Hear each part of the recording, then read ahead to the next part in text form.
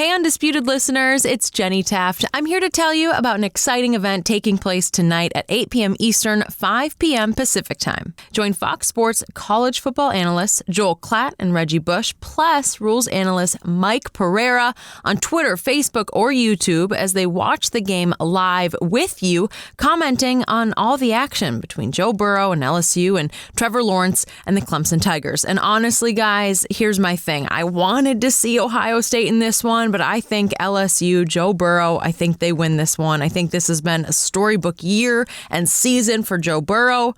I'm going with LSU. Fox Sports National Championship live stream watch party kicks off at game time tonight at 8 p.m. Eastern, 5 p.m. Pacific. The watch party will feature special guests, unique segments, a halftime breakdown, and many other surprises.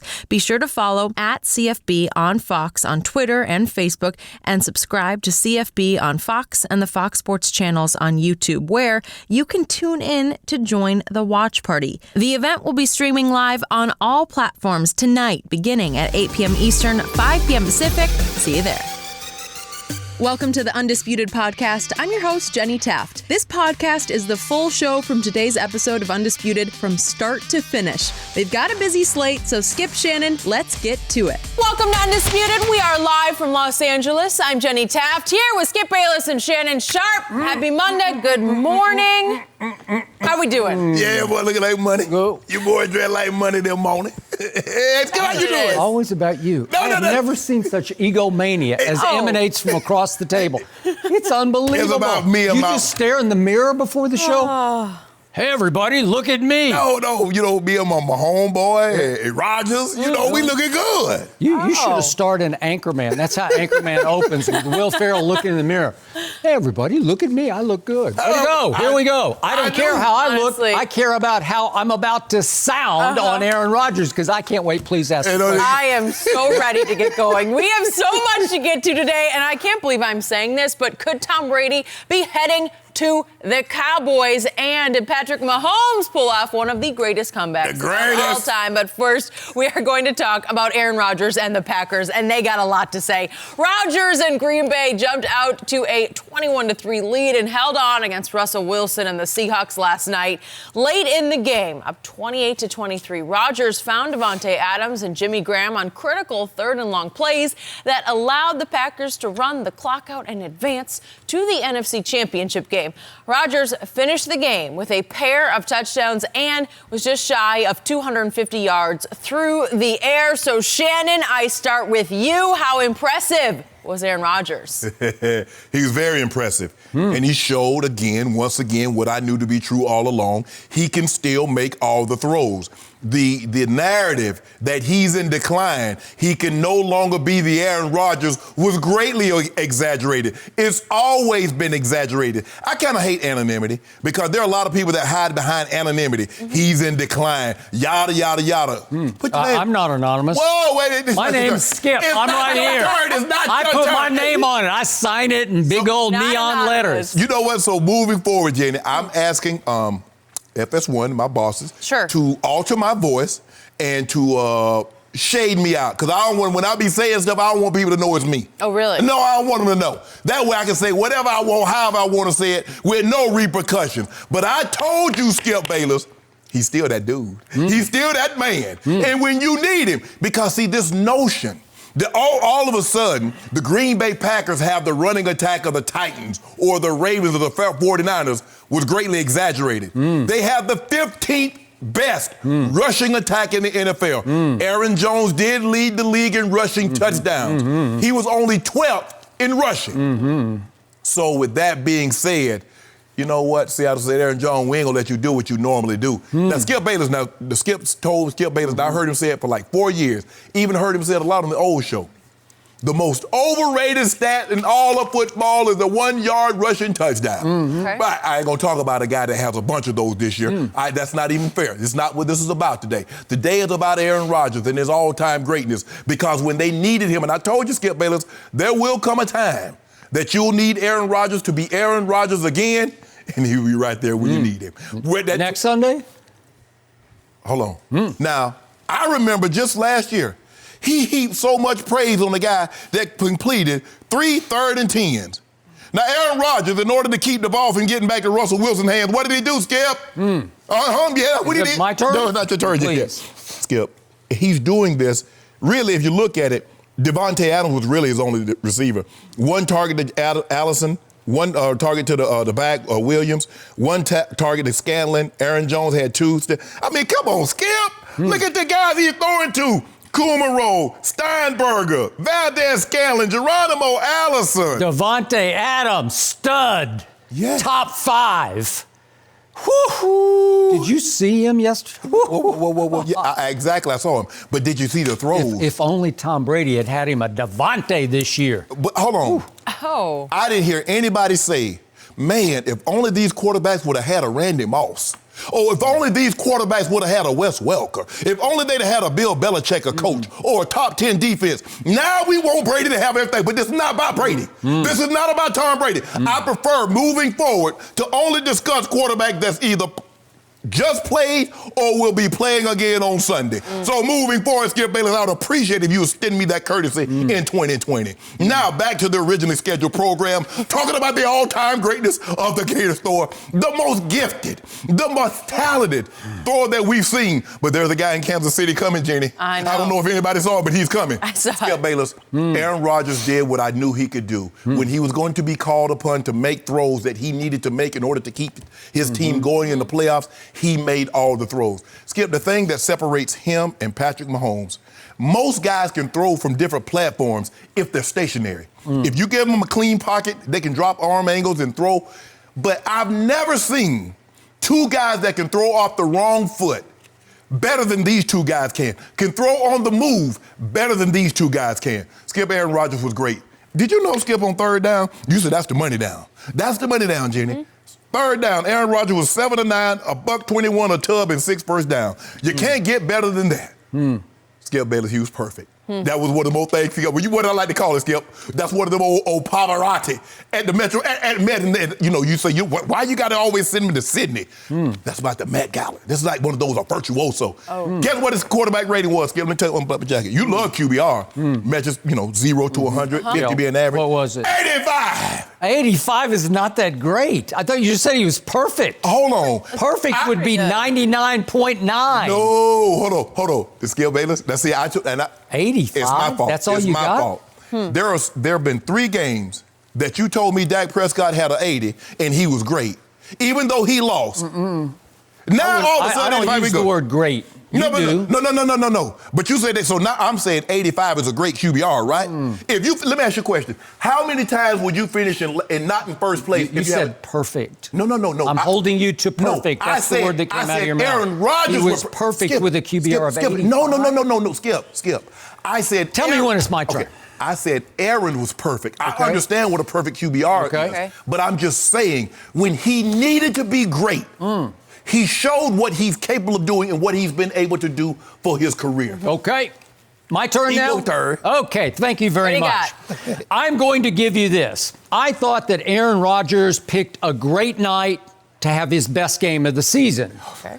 Unfortunately, this was a pretty mediocre season for Aaron Rodgers, so that's not saying all that much because his QBR this year, just for the record, ranked 18th in the NFL. And his completion percentage, is that a big deal? I think it's usually a pretty big deal. It ranked 21st in the NFL, 18th in QBR, 21st Better in than percent. you-know-who's. Is that mediocre by his standards? I'd say that's really mediocre. And he did have 3 game-winning drives this year. 2 came against the Detroit Lions, and the second one was the last game of the regular season at Detroit. And last night, Aaron admitted after the game, I just didn't throw the ball very well at Detroit. I don't know how they won that game, but I didn't know how they won a lot of games. His other game-winning drive came at Kansas City when Patrick Mahomes didn't play, and Aaron admitted after the game that he overthrew Jimmy Graham on a throw that was caught by Jamal Williams back in the back of the end zone. We talking about last night. I'm just showing you what his year was. That's what you're up against. So,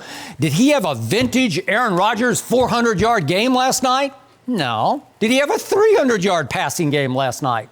No. Wasn't Did he have a 250-yard passing game? No. He had 243, which is not bad, but it's not great. Don't give me perfect on that. But I do give you this. In the end, thanks to 2 plays that Russell Wilson did not make, those are the only 2 plays Russell did not make, and it was a sort of a 4-play game, it came down to 2 plays to kill the clock that Aaron Rodgers did make. But let's see how much help he had on those 2 plays from the Seattle Seahawks, shall we? Yes. The first one comes 3rd and 8 at his own 22 with 2:14 left. So we're grinding away here. We're getting down to nitty-gritty.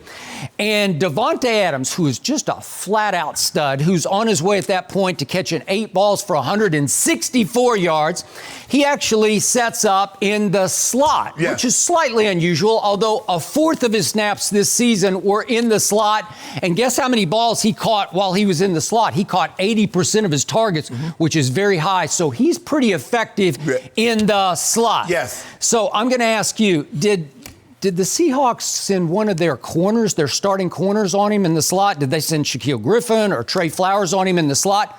No, they did not. They managed to put little Ugo on him. Do you know Ugo Amadi? Not Amari, it's Amadi. Ugo Amadi. Do you know him? I didn't know him until last night because he's out of Oregon. He's a former 3rd-round pick, but he's the 3rd-string safety, and he played some slot corner, but he'd only played 10 snaps in this game on defense. So all of a sudden, little Ugo Amadi winds up on Davante, who is 4 inches taller than little Ugo because Ugo is only 5'9". So to Aaron's credit, before the snap, he sees the far side safety drop all the way down almost into the box to take away the shallow cross. And the safety on Davante's side moves to center field. And all of a sudden, Aaron's like, I've got man-to-man on Davante Adams with a 5'9" guy who rarely plays. He could have been 6'6". 5'9", are you kidding me? And so what happens? Aaron immediately audibles because they had a slant route called, and it's an option route out of the slot, and he calls the outbreaking route. Except the release off the line of scrimmage, thanks to little Ugo, is so awesome that he just gives him the free release. And Davante says, I'm just going to go upfield with this. And so to Aaron's credit, and to Davante's, they're both on the same page enough that he's just running his own route because he's saying, I'm free. I'm free. I'm on a 5'9" guy. I'm free with single coverage. And Aaron says, okay, I'll just drop it over the 5'9" guy to you. And he made the throw. Was that like an all-time great throw? No, not under the circumstance. How could you not make that throw? I could have made that throw. Over a 5'9" guy? Are you kidding me? How can you wind up with a guy who rarely plays? There were 7 games this year Ugo did not even play a snap in. You do understand that when a guy lines up in the slot and that fade route, that's the hardest route to cover for him because he, like you said, he can run the out route, he can run the shallow cross, and so there's no help. What's he supposed to do? Lose. That's what he's supposed to do. He's going to lose. And that's what he because did. His coaches put him in a position to fail. There's no, and so you said Aaron makes all the throws. You know what? He's so at age 36 now, every throw is off the back foot, falling backwards. Every throw is a fall away. Why is that? Because the truth is, Aaron Rodgers has lost his nerve in the pocket, or he's just so self-protective now that he wants to survive at age 36. So he's taught himself every throw is a fall away. So I don't want any pressure in my face. I don't want to get hit. I don't want to get my hand hit. I'm going to fall away on every throw. And he sort of perfected the fall away throw. Hold on. When I said that all year long, did I see number 12 in Foxborough flinching in the pocket? He doesn't throw fall away passes. Oh, see, no, he throw chuck and duck. That's what he does, chuck and duck. Well, self-protective. No. You know? He's 42. This guy's 36. But self-protection. This guy's already talking about I'm on the back 9. I can see the 18th hole inside. So one guy wants to play until he's 45. I think Aaron's kind of just hoping maybe they could go steal a Super Bowl this year and he could steal off into the sunset. I don't play. I'm not the biggest avid golf fan. But if you don't mind me asking, how many holes are on the back 9? So if he's on the back 9, could he be at the 11th, the 12th, the 13th, 14th, 15th, 16th? He talks like he's at the 16th. No, he doesn't. You made that up. So now we move to the second throw. So now it's 3rd and 9 at Seattle's 45. Yes! And you think, okay, you got one last chance because it's 2 minutes left in the game. Maybe you could get the ball back if you could stop them here. So what happens? Jimmy Graham goes in motion. You know tight ends because you were once a tight end. It was a long time ago, but you once played that position. Now you're in the Hall of Fame. So Jimmy Graham goes in motion and actually sort of sets up as the middle receiver of three split to the right. Right. And I look up and I'm saying, wait a second. Who is that guy? Who's 42? It's Lano Hill. He is the backup safety, and I don't even know why he's in the game because he doesn't play a lot of snaps. He played a grand total of about, 12 snaps yesterday. Mm-hmm. So I don't know how on the play of the game he winds up in solo coverage on Jimmy Graham and gives him 15 yards of cushion. And Jimmy Graham just runs a shallow cross. He just cuts it up underneath. He got a little pick. He got a little pick because he was the middle of the three receivers to that side. All right, but I wouldn't have thrown a flag on it. No. So he breaks a shallow cross off, and yet there's so much cushion that, as Aaron said after the game, he starts breaking it upfield toward the stick because you can almost get to the first down marker. Right. And Aaron's got 5 people coming against him, although Clowney, who is their best pass rusher, they zone blitz him, so he's supposed to drop back into the passing lane, and he doesn't do anything. He just stands at the line of scrimmage and is in no man's land. But one of the rushers gets kind of free, and Aaron has to double pump on the throw. And as he's falling backwards, another fall away, he actually throws a curveball or a drop ball that is breaking down toward the ground. And what does Jimmy Graham do? He makes the play of the game because he reaches down low while running as fast as he can run and snatches it up off the turf. Right. And it was a sweet catch. Yeah, great throw, too. And then he gets to the marker, and I know it was very close. I don't have any problem with the mark. You know good and well they weren't going to turn it over because it was just too, was it maybe an inch short? I don't know. But it was not 4th down, it was 3rd down. Right. So they would have had, let's say they had 4th and an inch. Yeah, they're going for it. They're just going to go for it. And I'm pretty sure even Aaron, he had run one quarterback sneak, which he rarely runs, but they're going to get an inch and they're going to kill the clock. So I don't have any problem with that spot or the review or it's okay, it's a first down because the game was over. Look, the biggest difference in the ball game is that the Seattle Seahawks were 3 of 9 on 3rd down. If they convert half of those, because now they did an unbelievable job in the second half. They get the ball coming out of the timeout, out of the halftime skip. Yep. They score, but it take about 6 minutes. Okay, Aaron Rodgers reacts. He scores. But it was like every time they got the ball, Seattle, because they had the ball for like 12 minutes in the 3rd quarter, they got 2 touchdowns out of that. So now Aaron has kind of lost his rhythm. They stop Aaron. They go down and score again. Now we got a ball game. We got a ball game. Okay. And LaFleur says, hey, Aaron, you've heard all the stories. You heard all the stories. Oh, yeah. Anonymous exec saying you're washed up. You can't do it. Skip Bayless comes on here every day saying he don't. Gave you the stats. All I know, but I know about a lot of stats. But the number one stat I put at the top of my page, Dubs. Who came to my restaurant? Who came to my restaurant, Skip? Okay, so I want to point out one more time before we leave this alone that on the 2 key plays of the game made by Aaron Rodgers, the defenders were Ugo Amadi and Lano Hill. Both of them backup safeties. I just want that to be clear. That's what Seattle wound up doing on those 2 players. This is what Thank you. Skip, hold up. Help me. Now we can go to the next topic. No. We can't go. But see, why do you do that? Now, see, when Tom Brady mounted this comeback against this isn't about Tom Brady. No, but I'm saying yes, but it is because you make excuses. When Cam Chancellor ended up having to lead the game, and Earl Thomas had to lead the game. They didn't have to lead. Yes, they were in there. They were in there in the 4th quarter. He went for 124 yards. Look at the last drive when Lane broke his leg and see who. And he was out for sure. And his backup tore his knee up. And his backup was in. You didn't mention that. Now Aaron Rodgers pulls this off, and you try to diminish. I didn't try to. I did. No, you did. I did minimize it. Oh, those guys. Hold on. Did he pull those guys out the street, out the stands? The football Might as well have. No, don't do that, Skip. Don't do that. Okay, now we get back to the 2 plays that Russell Wilson didn't make, and he made a whole bunch of plays because he ran 7 times for 64 yards. So a couple, 4 or 5 times he made plays with his legs where I said that's good. Now he can't run fast anymore, but he can run smart. smart. Yes. And the point is, he made several big throws in the game, but now we get to the two key plays, which was after the Marshawn beast mode touchdown. Yep. Now it's 28-23 with 9:37 left, and they say, let's go for two and cut it to a field goal margin, right? And what happened to Russell Wilson on this play? I don't know. How can you not see Jair Alexander coming from your blind side? He just never even looked at him. And Russell has classic eyes in the back of his head. Right. Usually, he just sidesteps that blitzer and makes a play. And he was locked in on his receivers, and he never saw him. Now, Green Bay doesn't usually blitz. Correct. But he probably should have slid the protection right.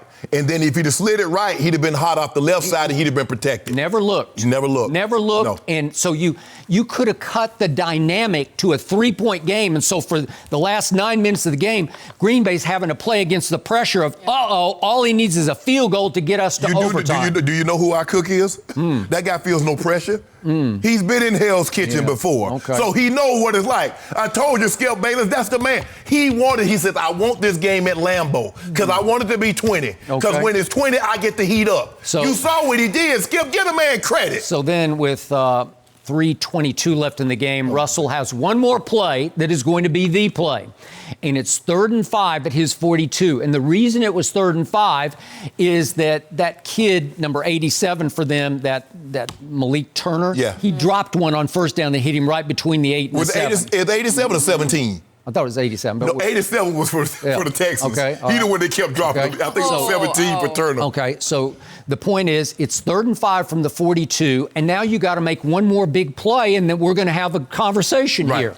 And instead, Preston Smith comes from the outside, from the blind side, and he's double teamed. He's got a chip block on him with the back, and he beats both of them looping outside, and Russell never sees him and takes a blindside sack without even flinching. But the thing is, Skip, he says he knows he's getting a chip on that side. He's like, so I should be clean. I shouldn't have to worry about it. I got a tackle and a back chipping him. So I'm clean on this. I ain't worried about it. Let me worry about middle to the left.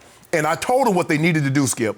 I don't know what the scouting report was, but for some reason, they kept letting Russell get outside. Well, if you make everything a scramble drill, Russell will pick you apart. You better make him, some guys, Skip, look, I'm not saying that he can't throw from the pocket, because he can, but he's more dangerous outside of the pocket. Okay, so on those two key plays of the game, the 2-point and the 3rd and 5, he doesn't escape because he never even sees what's about to hit him. So he doesn't even have the eyes on the side of his head to see the blind side. Yes, but you had to, Skip, in that situation, and I called for it. I said, they're going to have to blitz Russ, or he's going to make everything a scramble drill, and they're going to come back and beat the Packers. And lo and behold, what they do. I said, on these 3rd downs, Aaron Rodgers is your best player. I'm going to put the ball in your hands. Aaron delivers. And what did he do? So I thought the best player on the football field last night was one Devontae Adams. Because how about the 40-yarder that he caught for a touchdown? Who threw it? Aaron Rodgers. I think he threw it a little offline because you should have led him to the sideline on it because the DB is going to the sideline and he has to pull up short and stop cold and catch it. But guess what?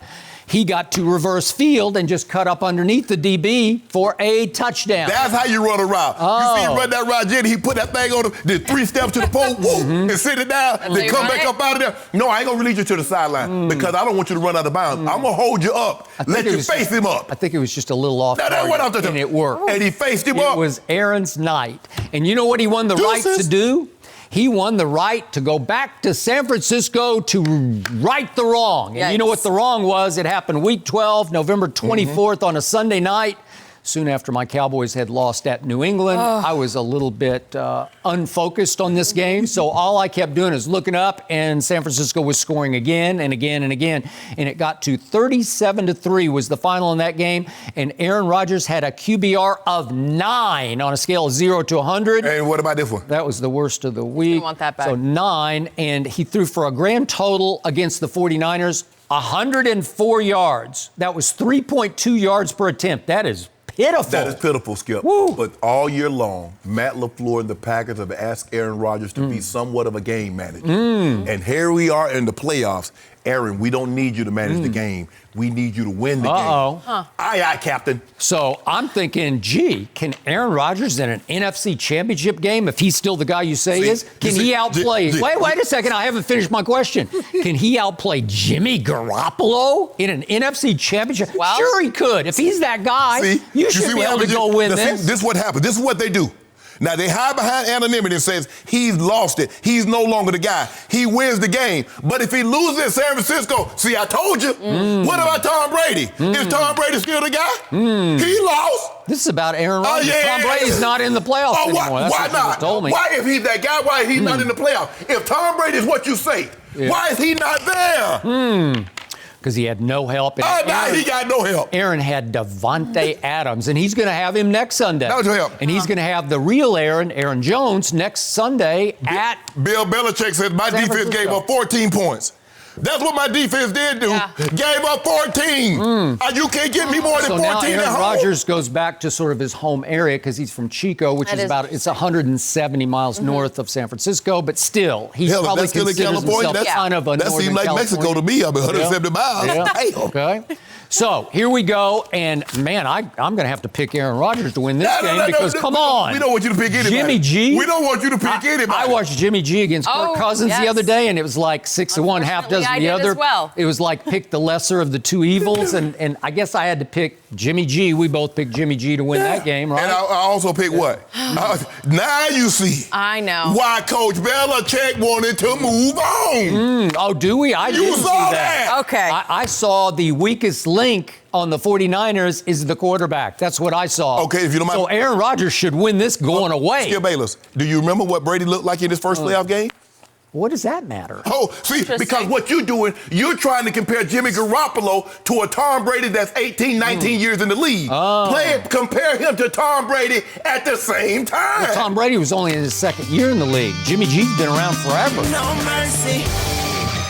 Patrick Mahomes led the Chiefs on a historic comeback against the Texans yesterday, down at 24 points. Kansas City reeled off 41 unanswered points that included 4 passing touchdowns by Mahomes in the second quarter alone. The Chiefs went on to win 51-31 and became the first team ever to win by 20 points after trailing by 20 in the playoffs. Wow. Shannon, who deserves the most blame for the Texans blowing a 24-point lead? Skip, my guy.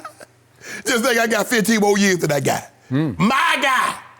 Your guy done. My guy. You didn't love him before the draft. No, don't do that. Skip, there you go. How can you jump on a bandwagon after he starts to play great? I just want to know the people that love Tom Brady before the draft. Why do you keep bringing up Tom Brady? I thought he was out of the playoffs. No, because what you trying to do. His rule. See, what you try to do to me is that you try to minimize or try to take my guy away because I wasn't the pre-draft. Hell, I ain't Mel Kiper. I ain't supposed to know who this kid is, but he my guy now. But anyway, Skip. We had him on the show. You don't know who he is? He sat right there. No, I knew who he was. Oh. I watched him throw for almost 800 yards against Oklahoma. Skip, stop it. Why didn't you say he's going to be all-time great before the draft? You're in the Hall of Fame? I don't know. Just say it. Skip, you interrupted me. It's my turn. Thank you. Okay. I think the biggest turning point of this ball game happened when Bill O'Brien went for it on that fake punt. Skip, what I don't understand, you wouldn't go for it on 4th and 1, but you're going to go for it on 4th and 4.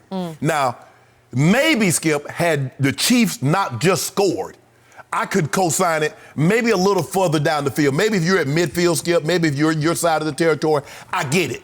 Now, mind you, they had just scored a touchdown. I was very fortunate to be on teams that won 3 Super Bowls, Skip. In 2 of those Super Bowls, we've had to take the show on the road. The one thing that I can absolutely say for certainty, the longer you can keep the home crowd at bay, the better your chances are of winning, especially in that building. Because one of the Super Bowls that we won, we had to go there to do it. And they get to rocking. So you go for it.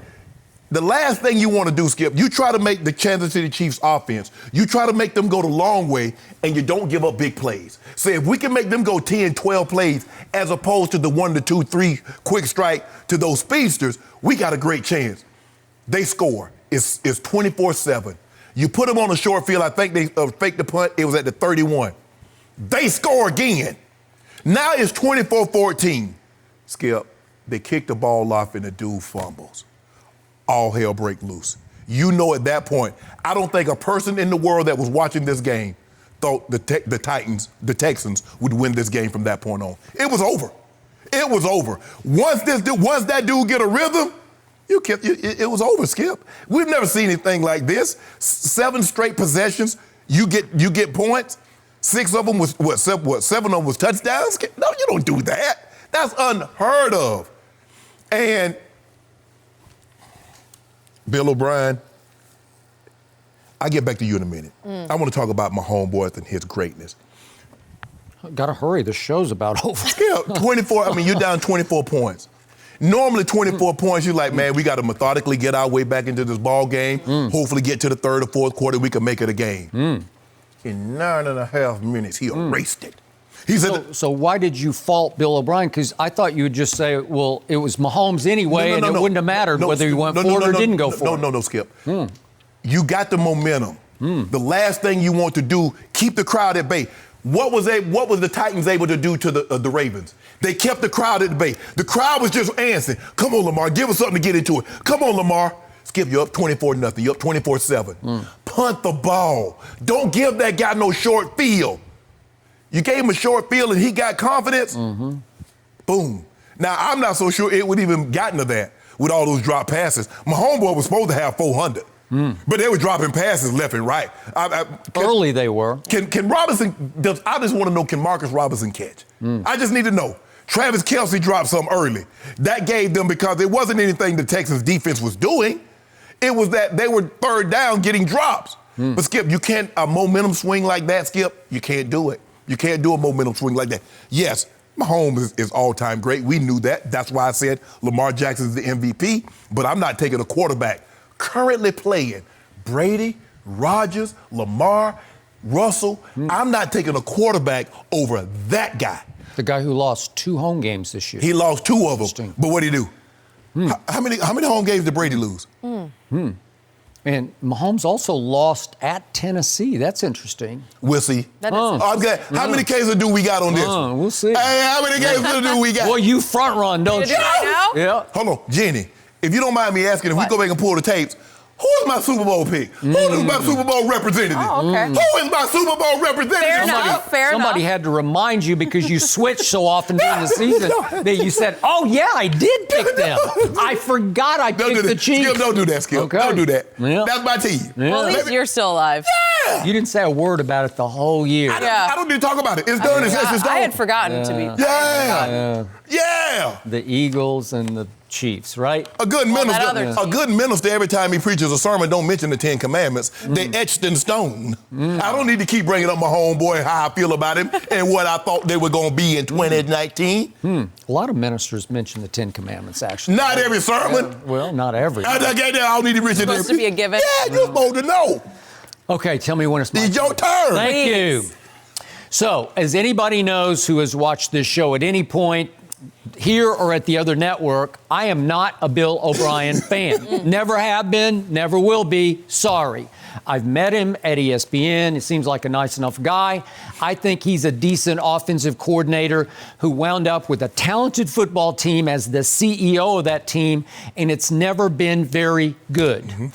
To the point that it should have been, because he's got a quarterback who I believe is the equal of that quarterback. Not equal to, yes, but he's good. But he's not equal. Really good. And if he could play with that track squad that they got in Kansas City, it would be very different. If he could play for Andy Reid, it would be very different. But he has Hopkins. He has Fuller. You make it seem like they're steals. They're not slouches. He doesn't have Kelce. That's who he doesn't have. And that's your ultimate security blanket.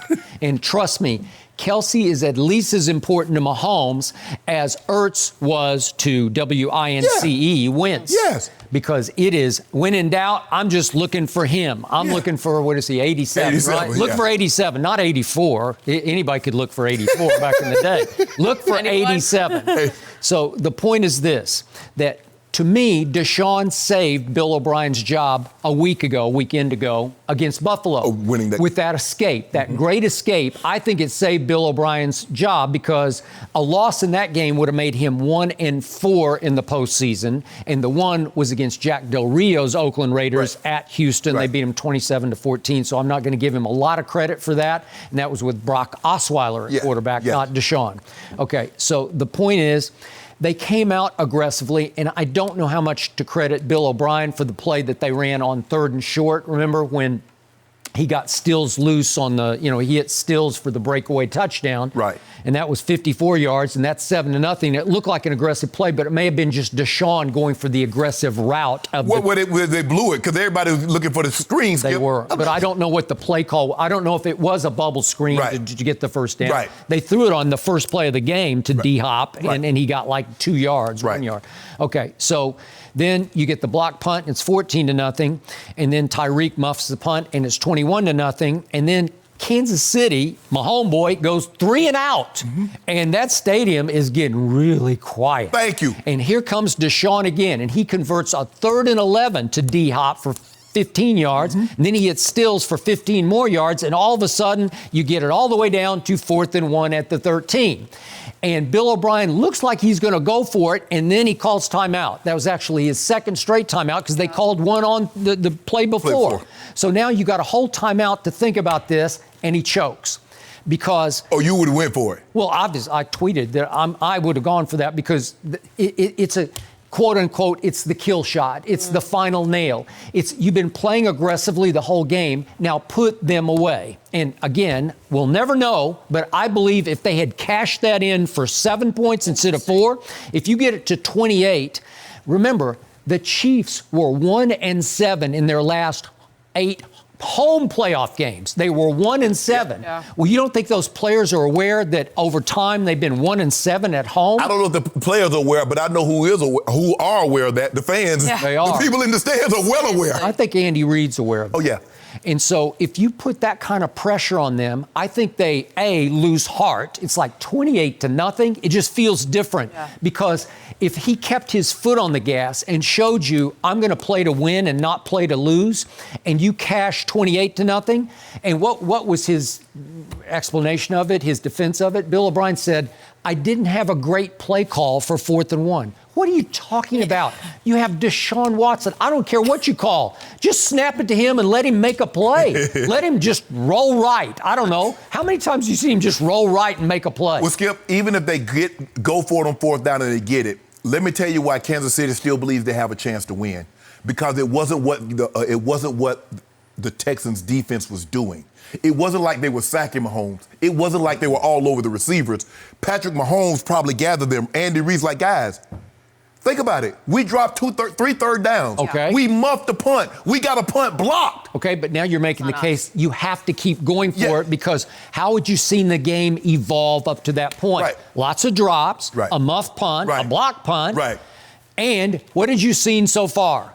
You saw that Lonnie Johnson Jr., a rookie, he's a 2nd rounder out of Kentucky, but he is a rookie. You had him on Travis Kelce the whole game, mostly in single coverage. He got a little help in the second half. He could not even come within the area code of Travis Kelce. No. Travis Kelce could do whatever he wanted to. And obviously, Travis, he's a big corner, is Lonnie Johnson, but still, Kelce. But Kelce's 6'5", 260. That's what I'm saying.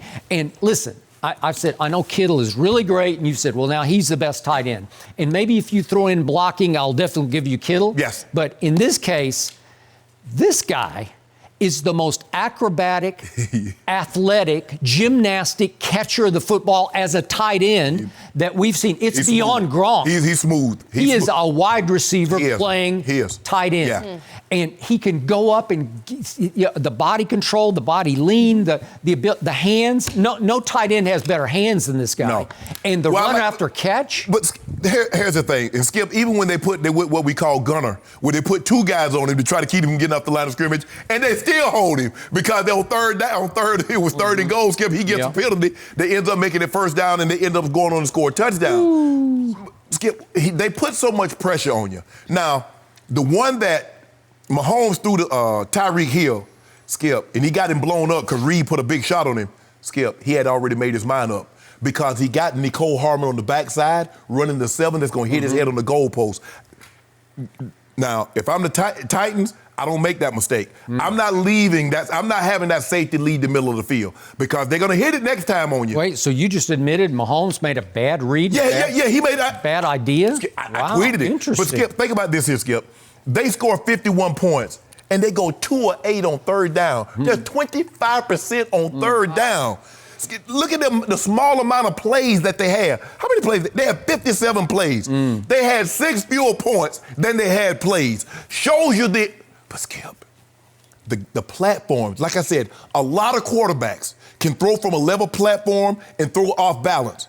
But this kid on the move, left to right, Skip, we haven't seen anything like it, Skip. He was playing catch with Travis Kelce the whole day, just literally waiting for him. Wait.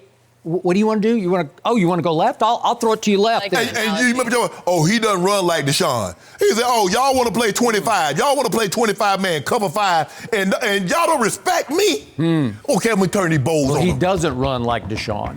Hold up. Do you know what Deshaun would do to him in a 40-yard dash? Because, listen, who had the most my homeboy is thick-legged. He's got big old thick legs, and he runs okay. He can make you pay if you just don't honor him at all. My guy, hold up, how many yards? My guy has 7 rushing for 53, average 7.6. That's Lamar Jackson-esque. Okay. So the point is that on 4th and 1, Bill O'Brien sent the wrong message to both teams. He sent a message to his team, we're playing not to lose. He sent a message to Kansas City, we're not sure about who we are. And then on the 4th and 4, he tried to make up on the punt, the fake punt. Yeah. And yet you snap it to Justin Reed. I don't know if people follow it, but Justin Reed is the brother of Eric Reed down in Carolina, who's with Colin Kaepernick, obviously. And why would you let him run on the play of the game? If you make this play, maybe you got a chance. Who knows? But Justin Reed is a safety from Stanford. All he ever played in college was defense. He's not a punt returner. So why would you let him run with the ball on the key moment of the game? That's a heck of a play, though, Skip. Okay, Daniel Sorensen came out of the middle of the field and made a heck of a play. Once undrafted out of BYU, he just tracks him down. And again, this is one-on-one, make you miss. Who's going to win this one? And Sorensen won it easily over a guy who doesn't run with the football. Okay, so I like the idea of the call. I don't like how you executed to whom. Skip, I thought Andy panicked a little bit too when he put Tyreek Hill back to return punt so early in the game. He did. Because and I was about to tweet. Now watch Tyreek because he's anxious. He wants to be the spark, but Nicole Harmon really gave him that spark. He did. He brought that ball. Skip. Okay, so my last point is, once upon a time on this show, you went 2 straight years, our first 2 years here on FS1, saying that J.J. Watt is the best player in all of football. He was a 3-time Defensive Player of the Year. Guess what he did yesterday in a game that was on a silver platter for J.J. Watt? Not much. Because all you got to do is tee off on my homeboy. If you can start to bring some heat on him, if you can start to make him flinch a little bit, if you can hit him 4 or 5 times, maybe we're having a different conversation, especially when it's 24-0. If you could start, J.J. Watt registered no tackles, no assisted tackles, no tackles for losses, 0 sacks. Wow. He got his hand on 1 Mahomes pass and knocked it down. That's all he did the whole game. That was J.J. Watt. And don't tell me it's because he was recently hurt. No. He disrupted Buffalo last week. Yeah, but Skip, the injuries have robbed him. He's not that. You know, he's not the same J.J. Watt. With those back surgeries, that knee surgery. Against Buffalo. Skip, he can play a flash. But the right tackle, Mitchell Schwartz. Now, Von Miller said this guy should be a Pro Bowler. He's better than people because he's normally right tackles don't get any credit because they don't play the premium side, which is the left. But ask Von Miller how good Mitchell Schwartz is. Okay. As a matter of fact, you can ask J.J. Watt for himself. Maybe you can ask. Yeah, I don't know. No mercy. Guys, I don't know what was more shocking, the Chiefs' comeback or the Titans shocking the football world over the weekend, upsetting the heavily favored Ravens 28-12. Lamar Jackson still gained over 500 total yards of offense, but was also responsible for 3 turnovers, and he failed to convert twice on 4th and 1. For the Titans, Derrick Henry had 195 yards on the ground and became the first player to have 2 games of at least 175 rushing yards in the same postseason. Shannon, how much blame does Lamar deserve here? Skip, he has to take the majority of the blame. He's their best player. And when your best player has picked the playoffs to have his worst game, you normally go home. We saw that 2 weeks ago, Skip, with Drew Brees. He played the worst game of the season, and he's going home. Skip, Saturday night was the very first time that I thought Lamar Jackson tried to be the MVP and not the quarterback of the Baltimore Ravens. We hear him talk about when they kept saying you the MVP. He says, I don't care anything about that. I'm just trying to win games. I thought he tried to be the MVP. Skip, on those 2 fourth down conversions, because they were 8-8 in the regular season with 4th and 1. Skip, he has it front side. Why would you turn around and go back? Keep it front side. The playoffs is really not the time. There's a time and a place for hero football. But that's not the time or the place. Now, me personally, I thought John Harbaugh, there's that analytics again. I would have kicked it early. Because once they got behind 14-0, Skip, it took them out of what they normally did. Skip, I still thought they could run the football. You can't ask Lamar Jackson to throw the ball 60 times, Skip, and expect to win.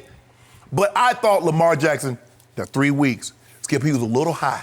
He was a little behind. 3 weeks. And the tip to Andrews, where normally he hits him in the chest, that's a completion. First down, we're moving on. It's a little high. It caroms. Bayard brings it back.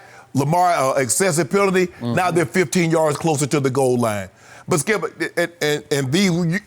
and Steve, my chief research guy, who does a great job at what he does. Oh, you've got a whole staff. Now, don't worry about what I got. Yeah. He's really good. He's the best in the business at what he does. He's like, I didn't realize Lamar Jackson had that kind of, I said, the empty calories. I said, I don't do empty calories. I said, that's a Dak Prescott. Fall behind by all those points. Lose the ball game, but you look at the stat line and it's very impressive. I don't do empty calories. Everything about that is empty because at no point in time did you feel like the Baltimore Ravens was going to come back and win that ball game. Lamar Jackson has to, Skip, he had an unbelievable season. He's going to win the MVP, and rightfully so. But he picked the worst time to have his worst game. And I thought for the very first time this year, I thought he tried to be the MVP, tried to show people why I'm the MVP, as opposed to just playing the position. And it cost him the game. Give Tennessee credit, because Tennessee, look, we don't care if y'all move the ball in between the 20. Y'all ain't getting in the goal, y'all ain't getting in the end zone. Skip. And your boy Derrick Henry. Now, people say, well, he a problem. You see, problems you can solve. That big dude right there, he an issue. Yeah, he's an issue. He's an issue. So now we got to troubleshoot. We got to get to the crux of how we go get this issue, so then we can problem solve. But that boy an issue. But they go to the right place now. We got the problem solver and the issue handler. 0-15 in KC. We'll see. I saw a very different game than you saw on Saturday night, and I first guessed this the day after John Harbaugh, that final game at Baltimore against Pittsburgh, opted to play nobody. All of his footballers sat. I said, that is a huge mistake. I think you kind of agreed. I did. I said, no, I wouldn't have done it. I thought about that the whole game. I was like, Skip said this. I've been there. That happened to us in 96. It's a long Jacksonville. And then Friday, I picked the Titans to upset the Ravens at Baltimore because of the 3 weeks. It's just too long, especially for a young quarterback who was on such a hot roll. Rhythm. Everything he does is rhythm. The mesh point rhythm. All the quick pop passes to the tight ends.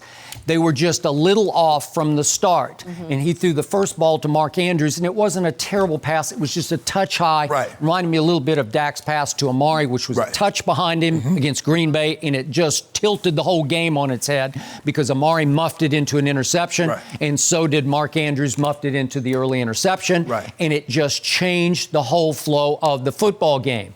So on a shockingly hot night in January in Baltimore, because it was like 65 degrees, the Ravens came out cold and rusty. And the Titans, off their win at New England, they came out hot and rolling from the start.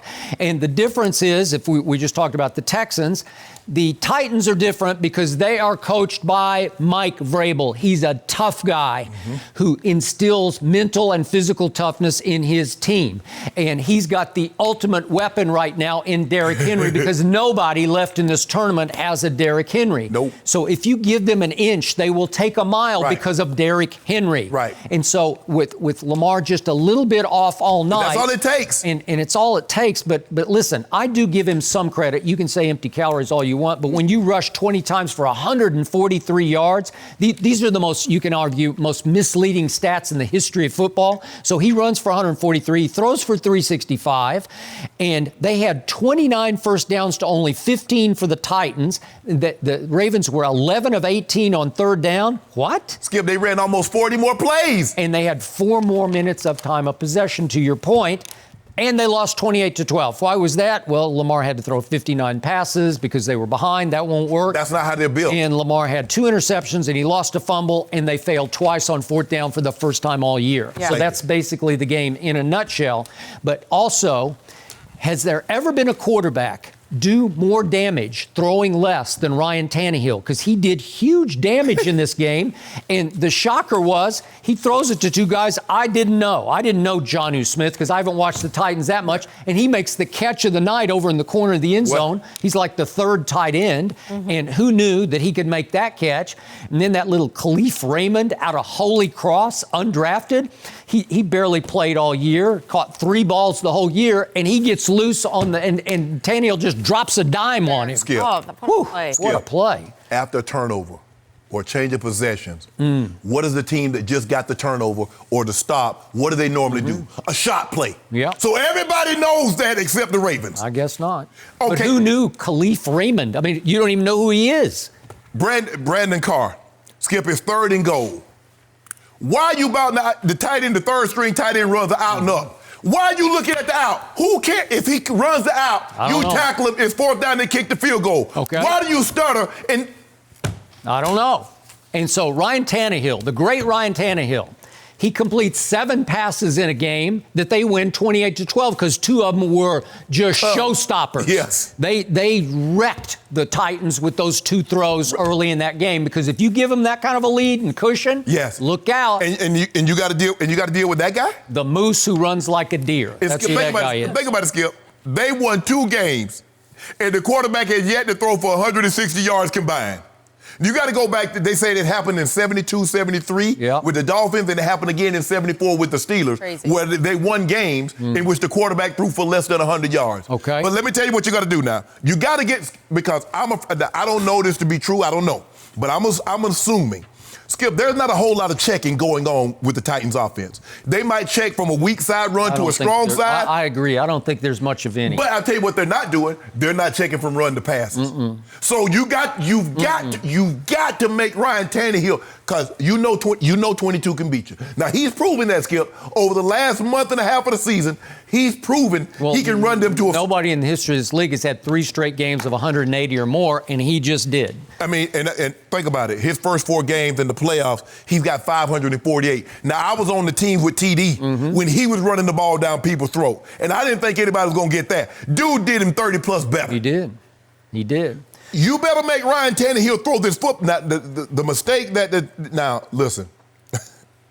Chiefs, if you get down 24 to this team, it's over. It's over. It's over. To this team and this coach and that running back. It is over. Yep, I agree. So you better, the best thing for you to do is try to get to a lead and make Ryan Tannehill I agree. Go head-to-head with my homeboy. Because if it's a running game versus Mahomes, you're going to lose. Okay. So I hate to bring this up, but out of objectivity, it must be said. I love Lamar Jackson, but right now, going forward, the narrative is going to be all next year. Can you bring yourself back to success in a playoff game? Can you get back to a playoff game and play well in a playoff game? And it's going to hang over his head the whole year. It's all he's going to hear about, and it's going to drive him a little crazy. But he brought it on himself because that's 2 straight playoff games in which the first one a year ago, he was just pathetic in it, had a QBR of 10, scale of 0 to 100, and then a 32 QBR the other night. And most people will say, well, the bulk of the blame has to go on the quarterback. It does. Okay, so he's going to have a long off season again. It's the one position that everything is measured by playoff success. It is. Yeah. It is. They don't care nothing about no cornerback. Well, you know, he won 3 Super Bowls or the running, but they don't care nothing about that. That guy, because as you said, he's the most important, he's the most valuable player on the team. Oh, is he? And you're measured. Listen, Tom Brady could have 300 regular season wins. But without those Super Bowls, he's not thought of in the same light. It's because he's had regular season success, and his playoff success has even been more. Yeah, and I hate to say this because you'll probably be there. on Saturday night in Miami when they do the Honors Awards. Mm-hmm. And we're pretty sure Lamar's going to be up there on stage getting his MVP.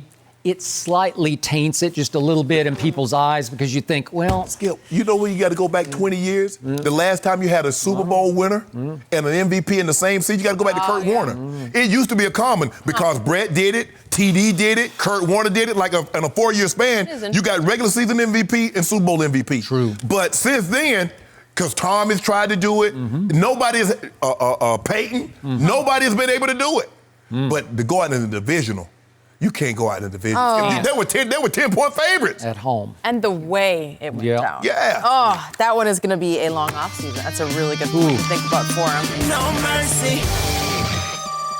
Hall of Famer Terrell Owens believes the Cowboys should move on from Dak Prescott and sign Tom Brady. Owens said over the weekend that he believes Jerry Jones doesn't have faith in Dak, and if the Cowboys want to make it back to the Super Bowl, then Brady could be the answer. Warren Moon weighed in as well and said that he believes Brady can still play, but Dallas would be better off sticking with Dak because he's a, quote, physically better quarterback right now. So, Shannon, whose side are you on here? Skip, I love T.O., but I'm going to have to disagree with him because I think the thing is this is why you hide Mike McCarthy. You believe that you have the pieces in place right now to get to and contend for a Super Bowl. And if you were to sign Brady and move on for Dak, that's a short term. Now, you know what happened. Skip, when did Troy Aikman retire? 2000? They've been searching for a quarterback for basically 2 decades. Wow. So you're willing to give that up? Yeah. But they had one in 2016. What are you talking about? Okay, my bad. They've been searching for a guy for 16 years, which is almost 2 decades. Okay, I'm sorry, I didn't mean to get... Well, he was the Offensive Rookie of the Year. I think that qualifies as, we found him. Fair. Well, if you move on, have you found him? Okay, then, which makes my... Why you keep interrupting me? I didn't even ask you a question. You just need to be put back on track. The move wouldn't make any sense to me because it'd be a short-term solution, and then you'd be back in the same position that you were in for the previous 16 years before you, Dak, like you like to say, fell out of heaven. Yeah, into their laps. Because everybody that gets a quarterback that's not taken in the first round, he fell into their laps. Skip, look, I believe Brady can still play, but I don't think he's better than Dak is right now. And I don't believe moving forward he would be. I'm not saying Dak's going to win 6 Super Bowls, but I'm saying moving forward, I have more confidence that Dak is going to be the better player than Tom Brady will be moving forward. Therefore, it makes no sense to me to make this decision. If that was the case, hell, you could have kept Jason Garrett. If all you needed was a quarterback, which you keep Jason Garrett and then move on. But you didn't do that. Guess what you got? You got Mike McCarthy. Because what did Jerry say? Jerry says he believes he has the pieces right now to get done what he needs to get done. So I wouldn't do this, Skip. I believe Dak Prescott, I feel very comfortable. You would agree with this, too, that Dak Prescott right now and moving forward would be a better option than Tom Brady. I just want to hear you say it. I just want to hear you say it. Highly amusing because you don't like Dak and you like Brady even less. I know. So it puts you in a corner here because you got to say lesser of evils. No, Skip. I don't, Skip. See, you got this notion and you have people out there thinking that I dislike that. I don't dislike... How many times did you give him an F this year? How many times did he deserve it? 12 times? I don't know. You had some very crazy grades. I mean, Janie, he got them empty calories. He had a lot of those Lamar Jackson games. It doesn't do you any good. See, now let me they barely beat Detroit and you give him an A+. Skip, let me ask you a question. If, let's just say for the sake of argument, Patrick Mahomes has the type of game that he has, but they don't win the ball game, what are we saying? Empty calorie stats because he was behind by 24 points. Okay, that's all I'm saying with Dak. Dak's behind by 28. Dak's behind by 17. Skip, it only means... It's not empty calories when you come down to the final play of the game to go to overtime. Jenny, Did it work? Jenny, what's in my restaurant? You can always come in any time you want. What you get at my restaurant? I serve Dubs of ale, but I'm world-renowned for the world-famous hot ales. They must be high-fat ale. That ain't high-fat. Yeah. Don't worry about it. Who you want? So, for once, don't do this. I didn't think a Terrell Owens idea was flat out crazy. I didn't think it was crazy. But it's just not realistic. But not crazy either because, look, if in a vacuum, right now, you could assure me that you could put Dak Prescott on ice for a year, maybe 2 years. If you could cryogenically freeze him and like put him back in the back somewhere, and he just put him in the freezer back in the back. You'll put Austin Powers. Yeah, Austin Powers.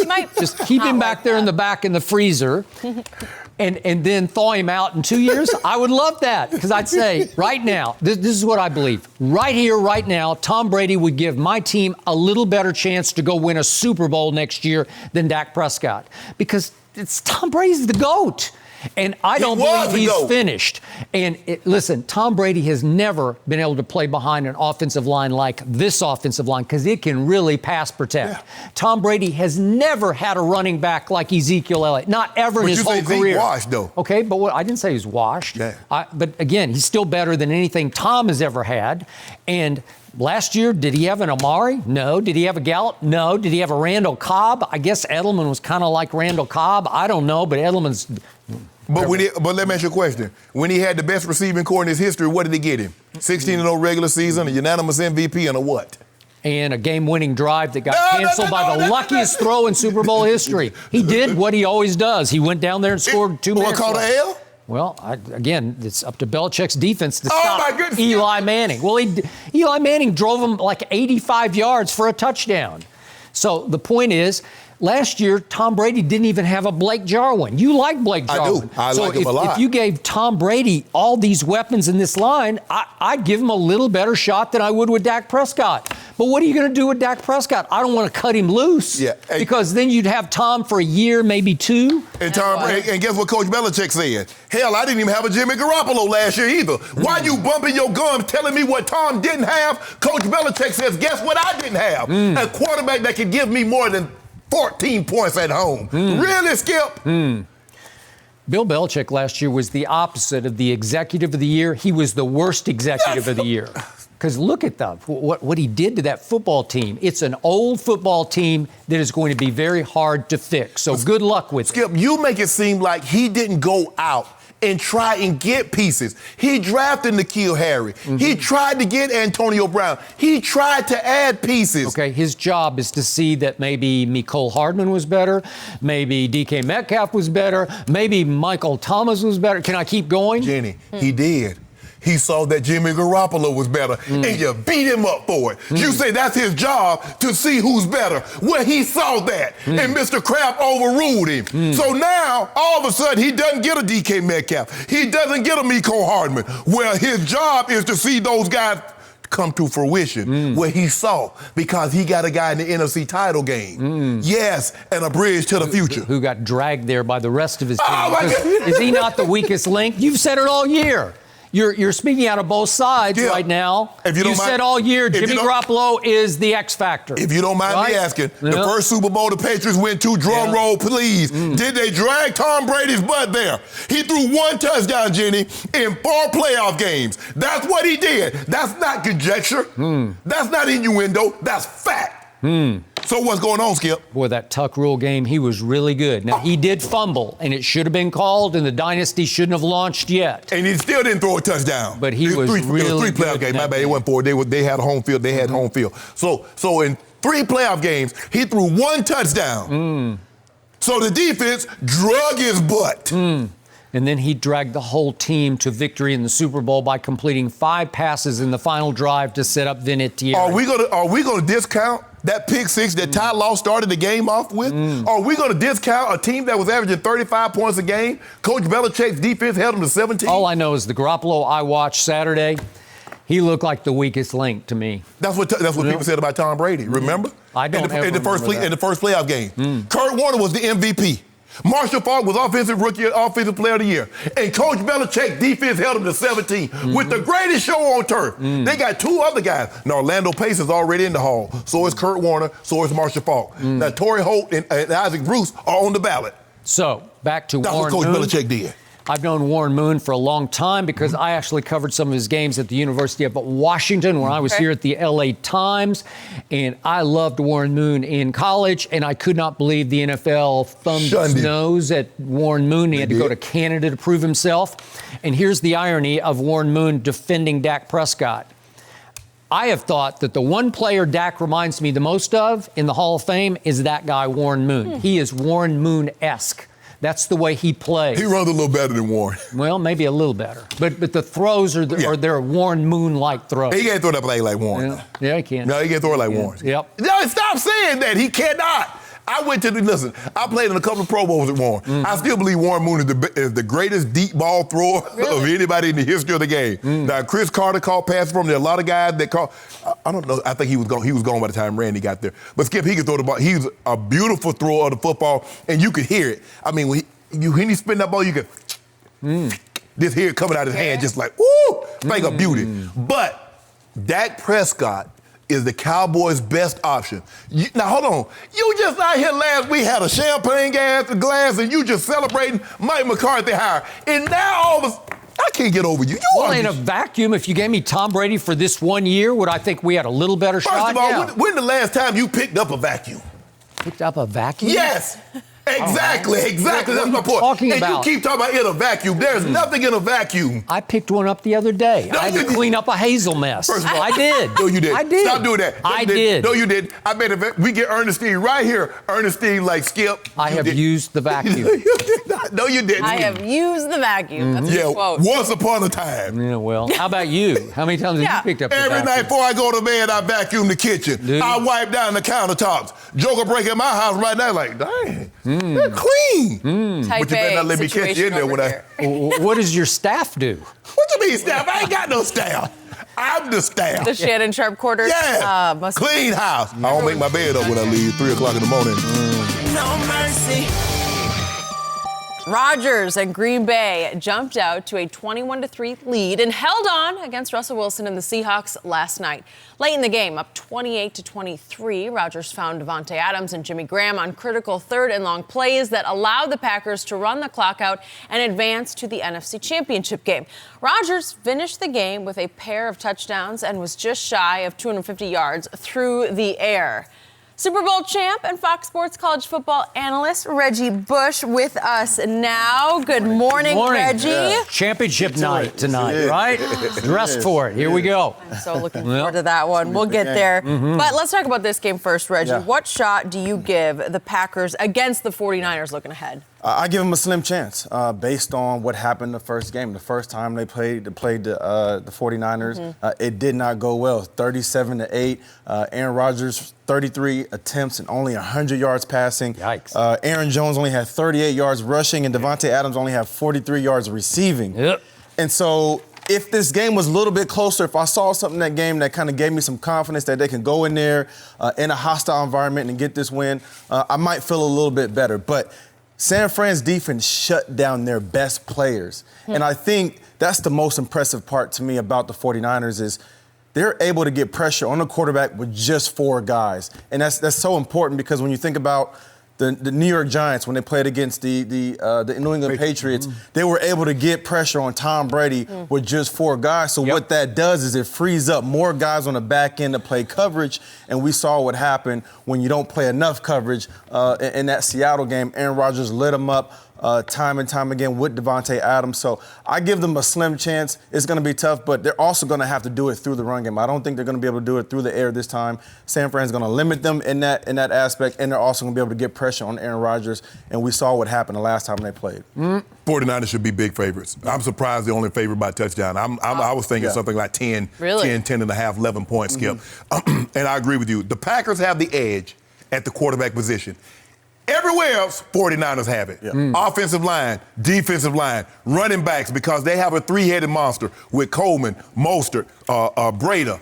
The wide receivers, when you factor in Kittle and you go Samuels, you go Debo Samuels, and 84, I forget his name, Skip is not close. And defensively, I understand the Smith brothers have been phenomenal.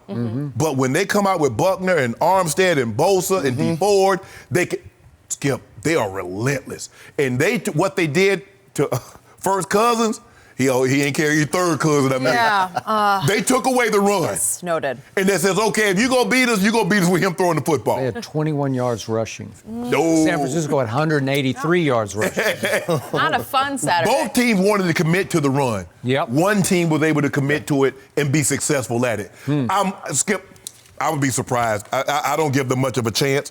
But if you're going to have a chance, with a quarterback, there's always a chance. It might be slim, But Slim left. He ain't been eating well, and so he even slimmer.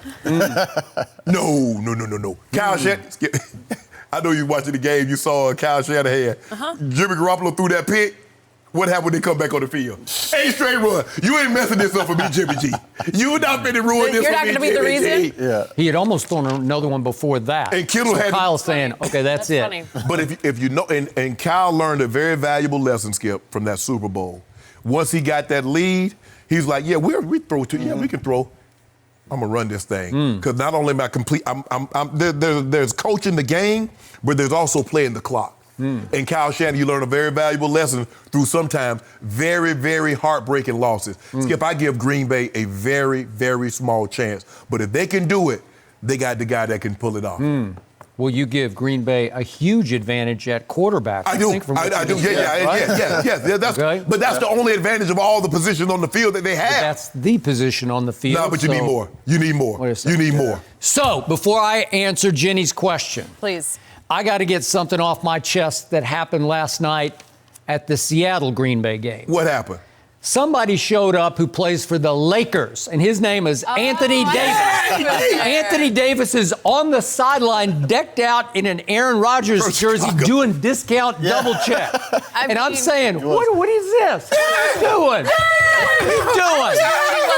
Is he from Green Bay? What are you doing? Wait a second. He grew up in Chicago. Do you realize the depth of the rivalry between the Bears and the Packers? It's the oldest rivalry. It's the oldest, biggest, harshest rival. It's bitter blood rivalry. It is. You can't sell out your hometown. And furthermore, he now lives in Los Angeles, and they do have 2 football teams. And now you're saying you're a Green Bay fan? Yeah. And the only thing anybody can sort of connect the dots on is that Anthony is friends with Randall Cobb, who used to play in Green Bay, who did go to Kentucky, but they weren't even at Kentucky at the same time. Cobb was gone by the time he was long gone. So somehow Randall Cobb has talked AD into being a big Green Bay fan. Yeah. And while he's supposed to be getting healthy enough to play maybe tonight, dare I say, against the Cleveland Cavaliers at home here at Staples, he's up there celebrating discount double check. What are you doing? I thought I was missing something. Come on, help me out here. And our boy was on the field too, Skip. Who? Oh, Weezy. Weezy Oh, baby. He was up in a box. Well, he stayed warm. But he was on the field too at one point. Yeah, I was supposed to be a New Orleans Saints fan. He ain't supposed to be on Green Bay Packers. No, but he was born and raised. Come on, Wayne, come back home, man. No, but again, his father brought 96. Wayne a lot of off the Super Bowl. Brought him a lot of paraphernalia. Green Bay beat New England in the Super Bowl. I don't have any problem with him. He has been loyal to the Packers from day one. I was texting with him last night. I tried to jinx text him. I said this game's over at halftime just to see if I could jinx it, but I couldn't. So whatever. So now back to the question. Okay. Aaron Rodgers made a few big-time throws. But as I told you before, the throws that he made on 3rd and 8 and 3rd and 9, I was dumbfounded as to the defense that the Seattle Seahawks played on those 2 plays, because on the first one, somebody named Ugo Amadi, who played 11 snaps, that was his 11, he played 10 snaps in the game before that one, winds up in single coverage on Devontae Adams. That's disrespectful. What are you doing? And this kid is 5'9", and Devontae's a real full, they list him at 6'1". He looks like he's 6'2" to me, but he's at least 4 inches taller. And Aaron sniffed it out right away, saw he was in single coverage in the slot. They don't line him up that much, about a quarter of the time in the slot. But once you got him in single and the safety on that side moved to center field, he just switched the route from slant to out breaking, and Devontae just got a free release. And he just runs up the field, and Aaron just drops it over the 5'9" guy for 32 yards, and that was basically the football game. But it did come to 3rd and 9 the next time, and they wind up with a backup safety named Lano Hill on Jimmy Graham, who's one of the 3. He's the middle receiver of the 3, or the trip split to the right. And somehow he just runs a little underneath route. You said, well, it's kind of a pick play, but not really. I'm not going to throw a flag on it. No. He didn't touch him, but what you try to do, you try to get the rub because he's the inside and the guy's pushing up and you try to rub your guy. But the guy was so far off. Yeah, free access. I'm like, dude. 15 yards off. What are you doing? And Lano Hill, by the way, had played 7 snaps in the game. How do you wind up on the 2 3rd and longs that are going to make or break the football game with Ugo Amadi and Lano Hill on the two key receivers. Right. And so Aaron kind of had to double pump with a guy in his face, and he throws kind of a curveball that went down off his back foot. He throws off his back foot every time. Yeah. That's all he ever does. And got a completion percentage but did like Jimmy that. Graham not make a sweet little snag off the? He did. Up off the against his former team too. Ooh, did he? I mean, I don't, it wouldn't even been close because I'd have just picked that up and got me about 15 more, just for good measure. Oh, yeah, that's what I would have done. Really? So you're saying you're way better than Jimmy Graham? Right? I just said I wouldn't have been stumbling and made it that close. But that's the difference because San Fran is not going to give him that free access. No. You're not going to see Devontae Adams in man-to-man coverage at the end of the game when you got to have it. That just doesn't make any sense. Okay, and remember on the Jimmy Graham play, they were rushing 5, so that one extra, but Clowney didn't rush, and I thought he was supposed to drop back into that lane in the zone blitz. Right. And he just stood at the line of scrimmage. So it's really 6 that you're rushing. Yeah. And you're only covering with, not enough. So that's why this game matches up, I think, well for the 49ers because, again, like I said, they can get pressure on Aaron Rodgers with just 4 guys. And we saw how that happened on the first drive of the game when they played Green Bay. Yep. It was a sack caused fumble. 49ers then scored, I think it was like 2 plays later, something like that. Yep. So I do not think in fact, I'll guarantee you Devontae Adams will not catch 8 balls for 164 yards next Sunday. No. They will just say no. And the thing is that this 3-4 defense, Skip, is that what they can do is that their inside people, Armstead and Buckner, they're going to wreak havoc on those guards. Yeah. Those guards, because that's the weak link.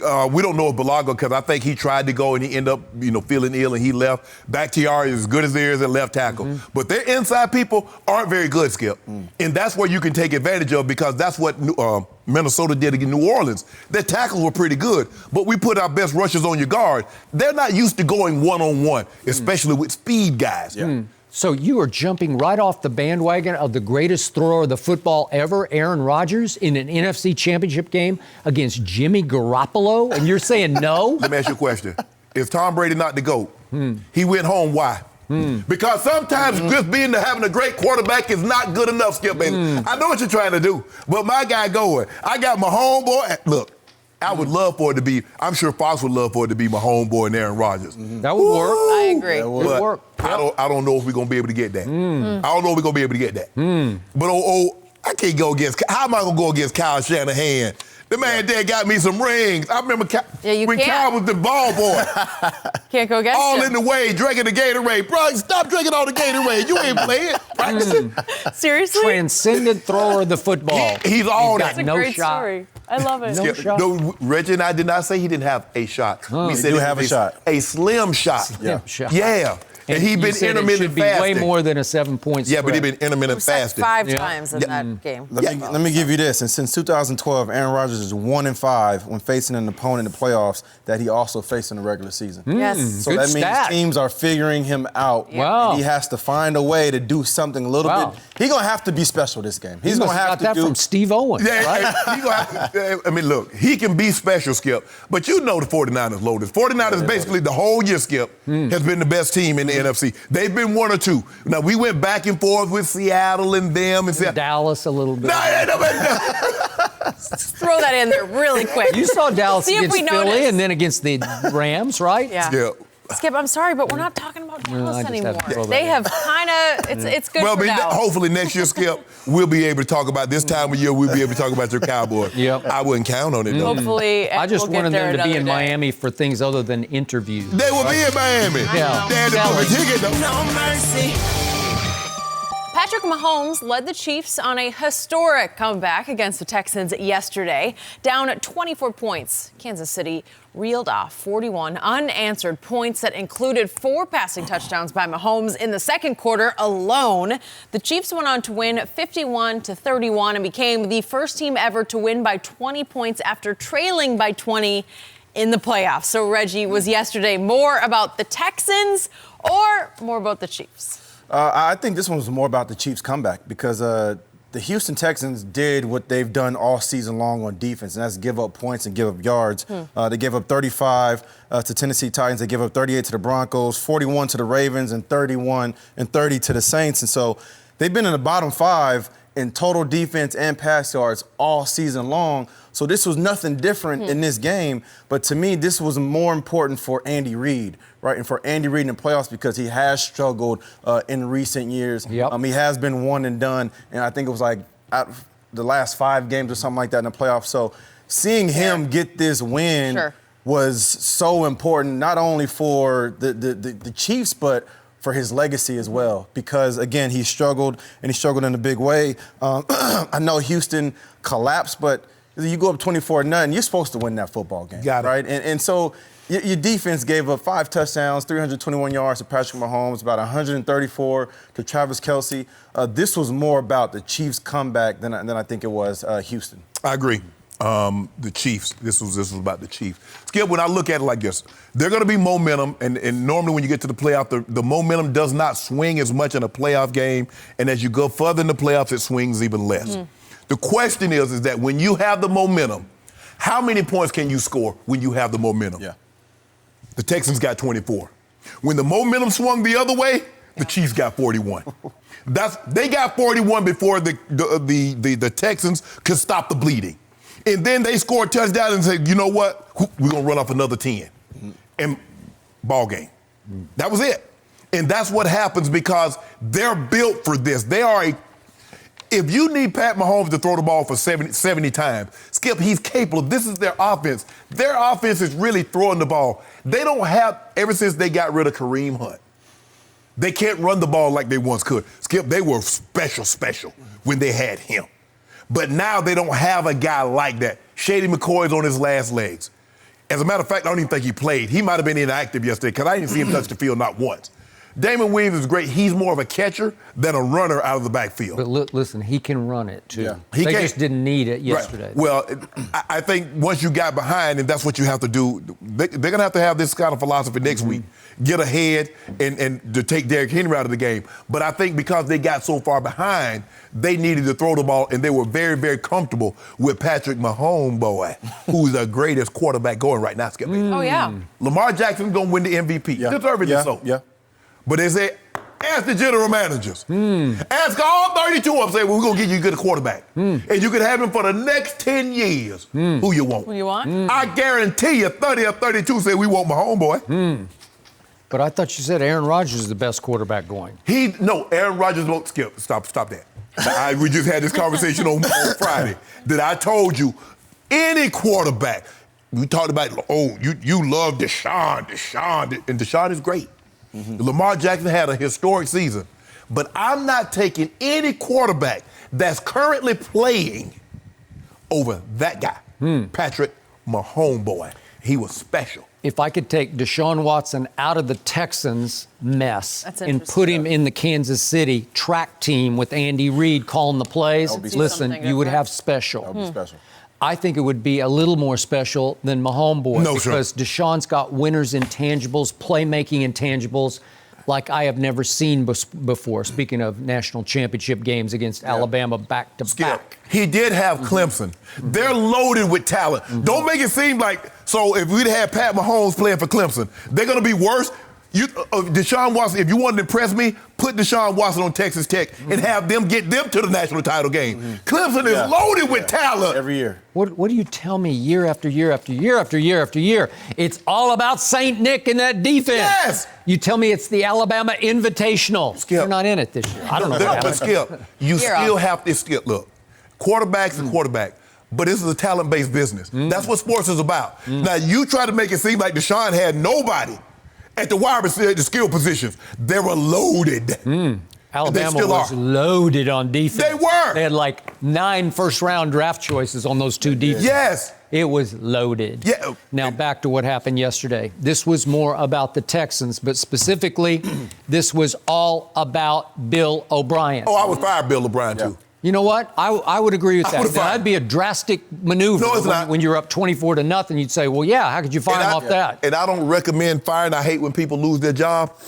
But I don't know if Romeo Crennel is right man for the job at the defensive coordinator. Maybe not. This definitely falls on his shoulders as well. Okay, so you're up 21-0, and Deshaun has just completed a 13-yard pass on 3rd and 11 to D-Hop, and then he's completed a 15-yard pass to Kenny Stills, and all of a sudden you squeeze it out, you get it all the way down to 4th and 1 at the 13. It's about 2/3 of a yard to go.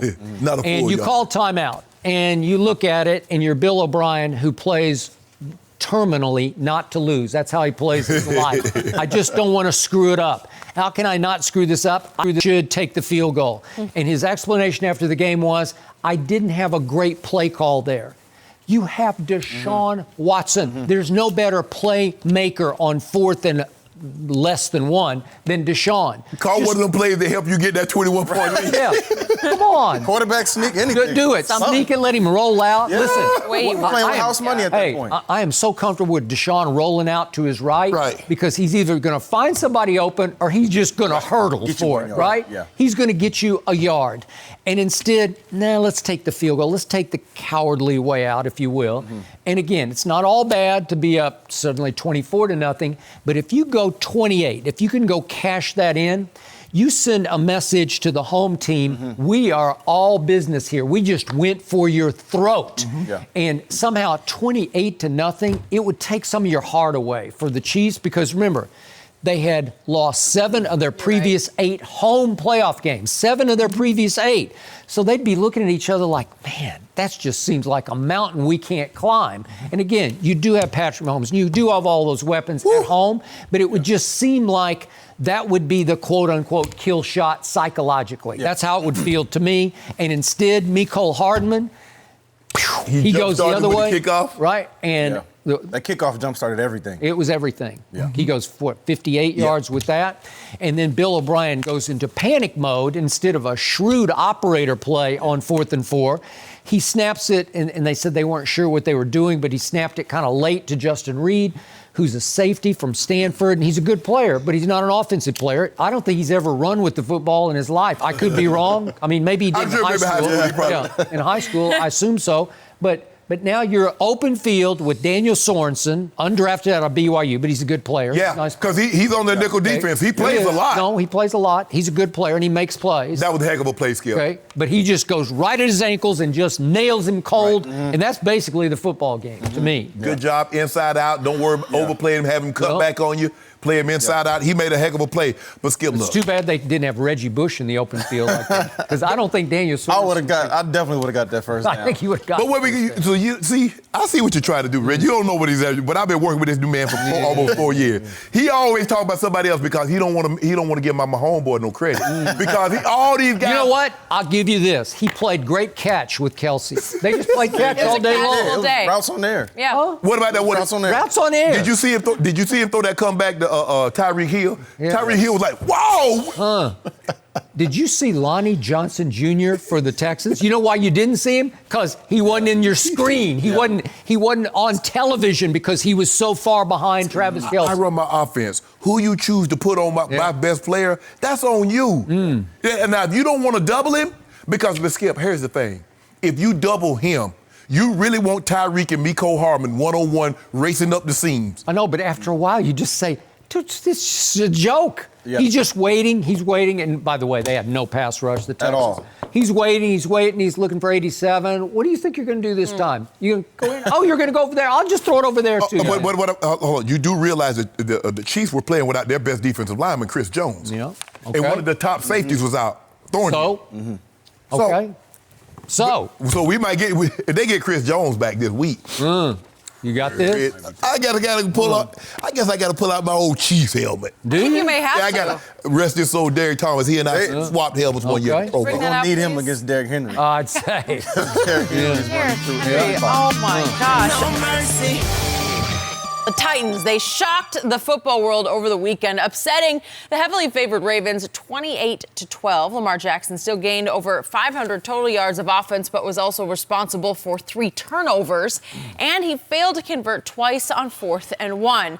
For the Titans, Derrick Henry, again, what a game, had 195 yards on the ground and became the first player to have 2 games of at least 175 rushing yards in the same postseason. So, Reggie, what was the biggest reason the Titans upset the Ravens?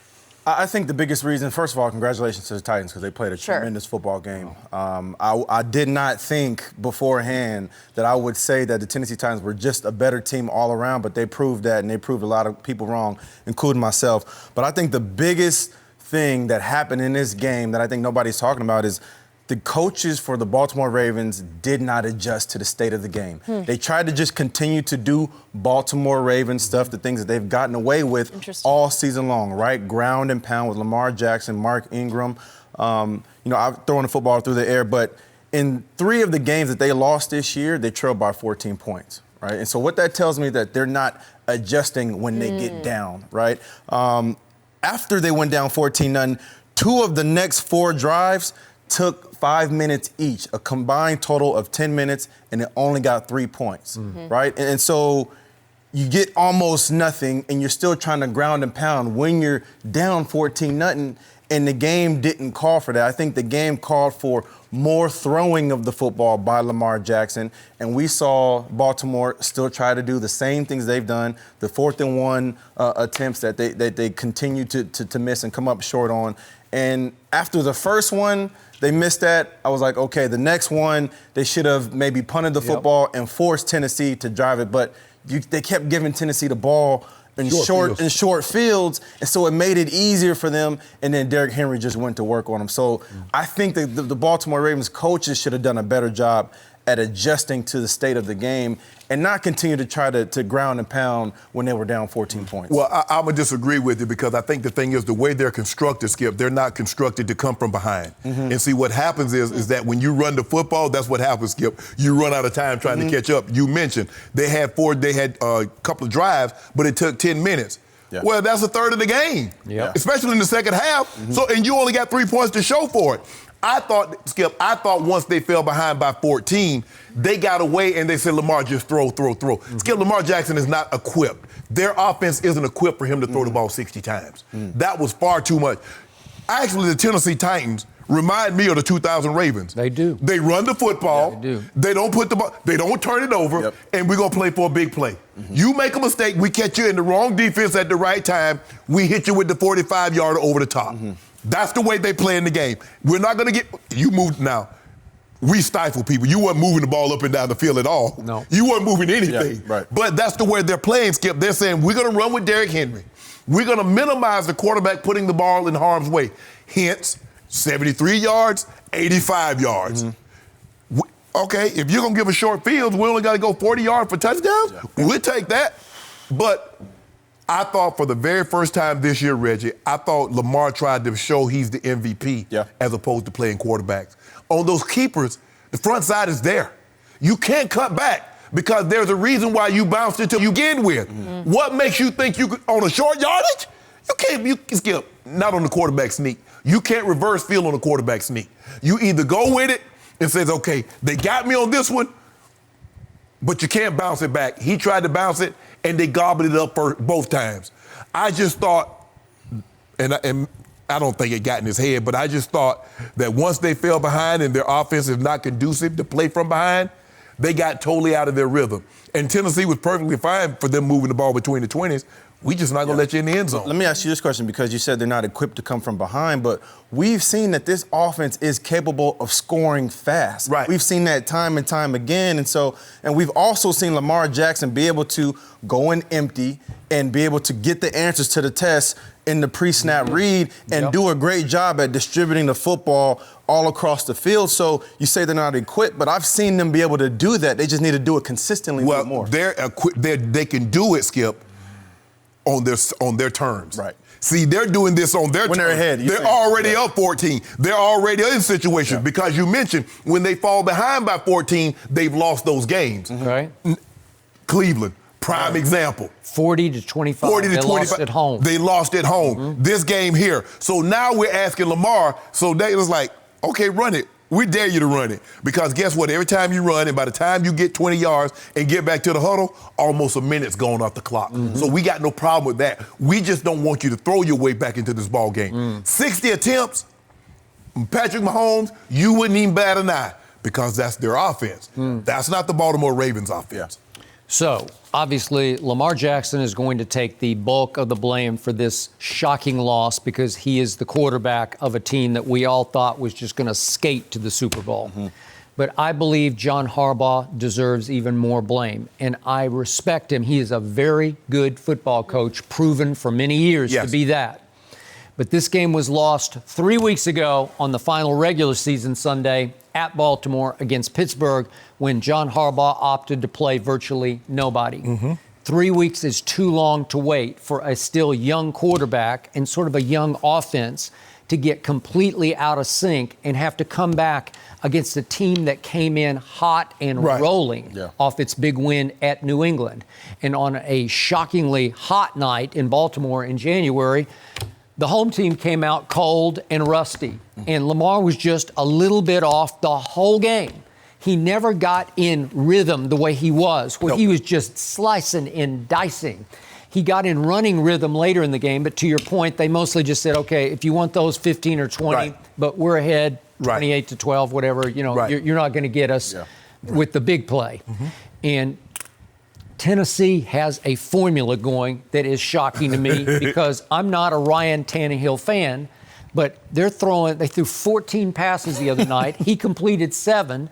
But the 2 biggest throws of the game went to 2 guys I'd never even heard of before. Their third-string tight end, Jonnu Smith, made the catch of the night over in the corner of the end zone. Juggling one-hander. I don't know how he did it, but he did it.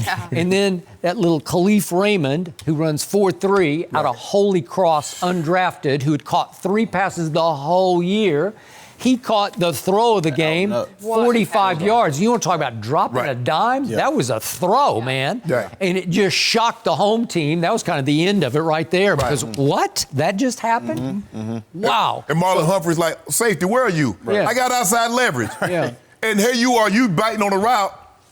First of all, you 14 yards in the hole. You biting on a shallow cross. What you going to do? Exactly. I don't know. Shell shock.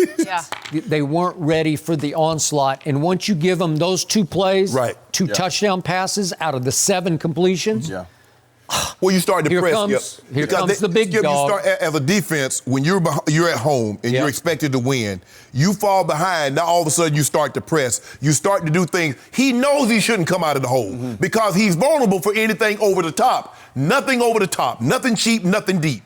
And what does he do? He's trying to play somebody else's responsibility, and he gives up the big play because Marlon Humphrey has outside leverage. Because he would never, if it's 0 coverage, he would never let him inside. So just by the alignment, it tells me I got outside third. So somebody has to be deep third, middle third. I got it. So I'm not condemning John Harbaugh for this because you're in that situation of damned if you do or damned if you don't, because if you do play your starters and somebody gets hurt, then everybody says it's your fault. And if you don't play them, this is going to happen. Guess what? They could have got hurt week 15, could have got week 14. And that was the point I was going to make, because if you play Lamar Jackson in that last regular season game and he gets hurt, Mark Ingram was already fighting injuries. Then you're even worse. Mark Ingram, I got no problem with that. He's already Nick Skip, and he wasn't himself because you see how sporadic he played in the divisional round. Well, guess what? Mike Shannon did the exact same thing in 1996, Skip.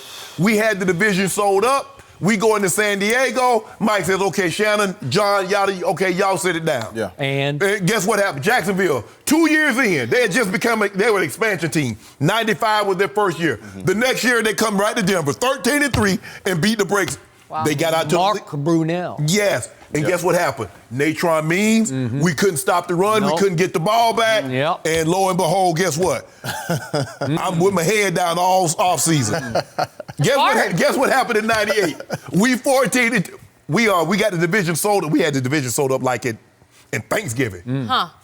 You play it. Playing the whole game. You play it. There you go. So I hate to say this, but Lamar's going to have to live with an off-season narrative that's going to go all through next year. Can you turn it back around in the playoffs? Because he's had 2 stinkers now in 2 playoff games. He has played poorly, but I wouldn't put all of this on him, but I wouldn't be surprised either if he takes it all on himself. Well, he got the interceptions here. And Skip, how long does he think he has to throw the ball in the pocket? Now, he escapes Casey to begin with.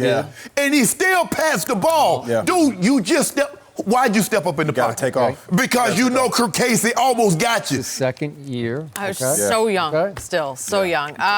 So much to look forward to. Reggie, always so good to have you. Thank you for today, and enjoy the game tonight as well. No mercy.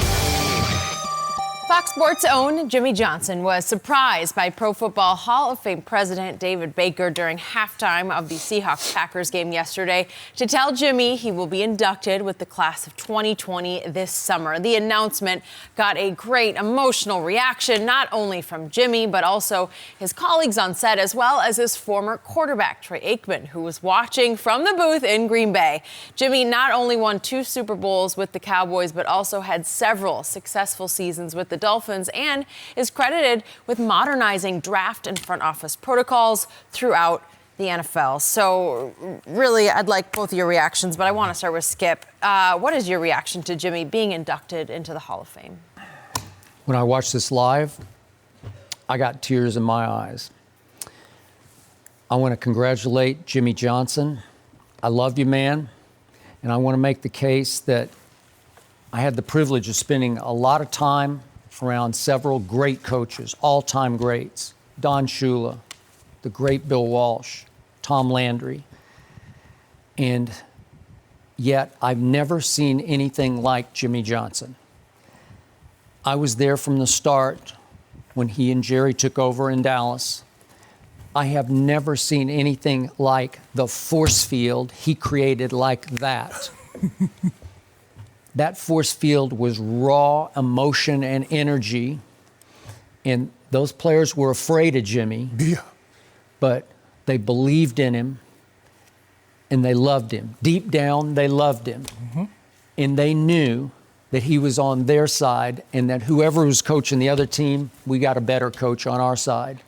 So the guy who came straight out of college to the NFL with no pro experience just took over a locker room in an organization and a city and a division like that. And to me, on what Jimmy created just in those first 2 breakthrough years, they broke through a year earlier than they probably should have after the Charles Haley trade. Right. But they blew out the Buffalo Bills twice in a row in Super Bowls. Just off those 2 alone, Jimmy belonged in the Hall of Fame. Right. But he went on and did more, and we know what happened with Jerry. But I want to read a passage from what Troy Aikman, his quarterback, posted on Instagram earlier this morning, because it's honest and it's real and it's right to the heart. Troy, who got tears in his eyes live on Fox, sitting up in the booth, obviously at Green Bay, wrote, he and Jimmy, had a rough start, went through some difficult times, had stretches when we didn't speak. But Jimmy made me better. But more importantly, he made the Dallas Cowboys better. He was the architect of our 1990s dynasty, and while as our leader and coach, he should have been the first to be enshrined. Obviously, Jerry Jones was already enshrined in the Hall of Fame, and it bothered me because obviously we all give Jimmy a lot more credit than we give Jerry. I give Jerry some. I give Jerry some credit. You do. And yet, Jerry's statement, I must admit, it offended me for Jimmy's sake yesterday, because in Jerry's statement, he said, our dreams came true when we joined the Dallas Cowboys. Come on, Jerry, just give him his day. Give him his moment. It's not about you. It's not about you at all. It's not a we. Yesterday wasn't a we. It was a he. If Jimmy wants to make it a we, that's his opportunity to say we did this. But not you. You had your moment. Skip, first of all, I want to say congratulations to Jimmy. It's an unbelievable honor, and if you coach, if you are GM, general manager, you're owner, you're a player, and you play professional football, I don't speak about other sports. This is football Mecca. This is the football heaven. This is it. You know. 25,000 men have played, coached, owned. I think Jimmy's 328 now? That's how many of 25,000. Wow. There's only 328. That have a gold jacket. Skip, Troy is crying because he realized what could have been. Egos broke this up. They did. Skip Bayless. The Dallas, what you see with the New England Patriots, they couldn't hold a candle to this. When Jerry broke this up, their oldest superstar was 27, Michael Irvin. Troy Aikman was 26, Emmitt Smith was 25. Yep. And Jerry said, I want more credit, so I'm willing to get rid of the guy that's the face of this. That was Skip Bayless. They don't realize I think now, when you sit back and it's been a quarter century since he's won one, he lay in his bed and realized because he see what Mr. Kraft, what they doing up there. Excuse me, Jimmy was special. As you said, they feared it. They knew when you were there, Jimmy wanted you. There was no going behind his back, Skip. I read a story the other day that Jason Garrett sent somebody a text and they said, F you to Jason. Because they said, we knew when he was standing up there, it wasn't him talking, it was Jerry. Ask anybody that played when Jimmy Johnson was the head coach. When he talked, that was him talking. It wasn't nobody else talking. Man, this is an unbelievable honor. I'm happy. I agree. He should have been in there. You win 2 Super Bowls and you create what he created. It didn't get off to a great start because they traded they fired the most popular coach in their history. That was the first thing. They blame him, even though he didn't fire him. No, Jerry did it. He did, but I give Jerry high credit for that because he had the guts and the vision to say, it's over for Coach Landry. I'm going with that guy. But he get blamed because he took over for Coach Landry. And then he traded the most popular player in Herschel Walker. He did. And look what it got him back. And that team, Skip, people, just go back and look at what they had. Now, another thing happened. That was right at the beginning of free agency. So it was called Plan B. Weird. Well, no, that was 93 was free agency. Plan B was in the night was first. Okay. And then guys like, well, I got me a Super Bowl, I got 2. Let me go make more money. But if Jerry had not fired Jimmy Johnson, I believe, Skip, 4 or 6, 5 or 7, barring an injury, they win. Couldn't nobody touch them. That offensive line, you couldn't do anything with it. Nope. Emmitt Smith was rushing for 1,500, 1,600 yards, getting out of bed.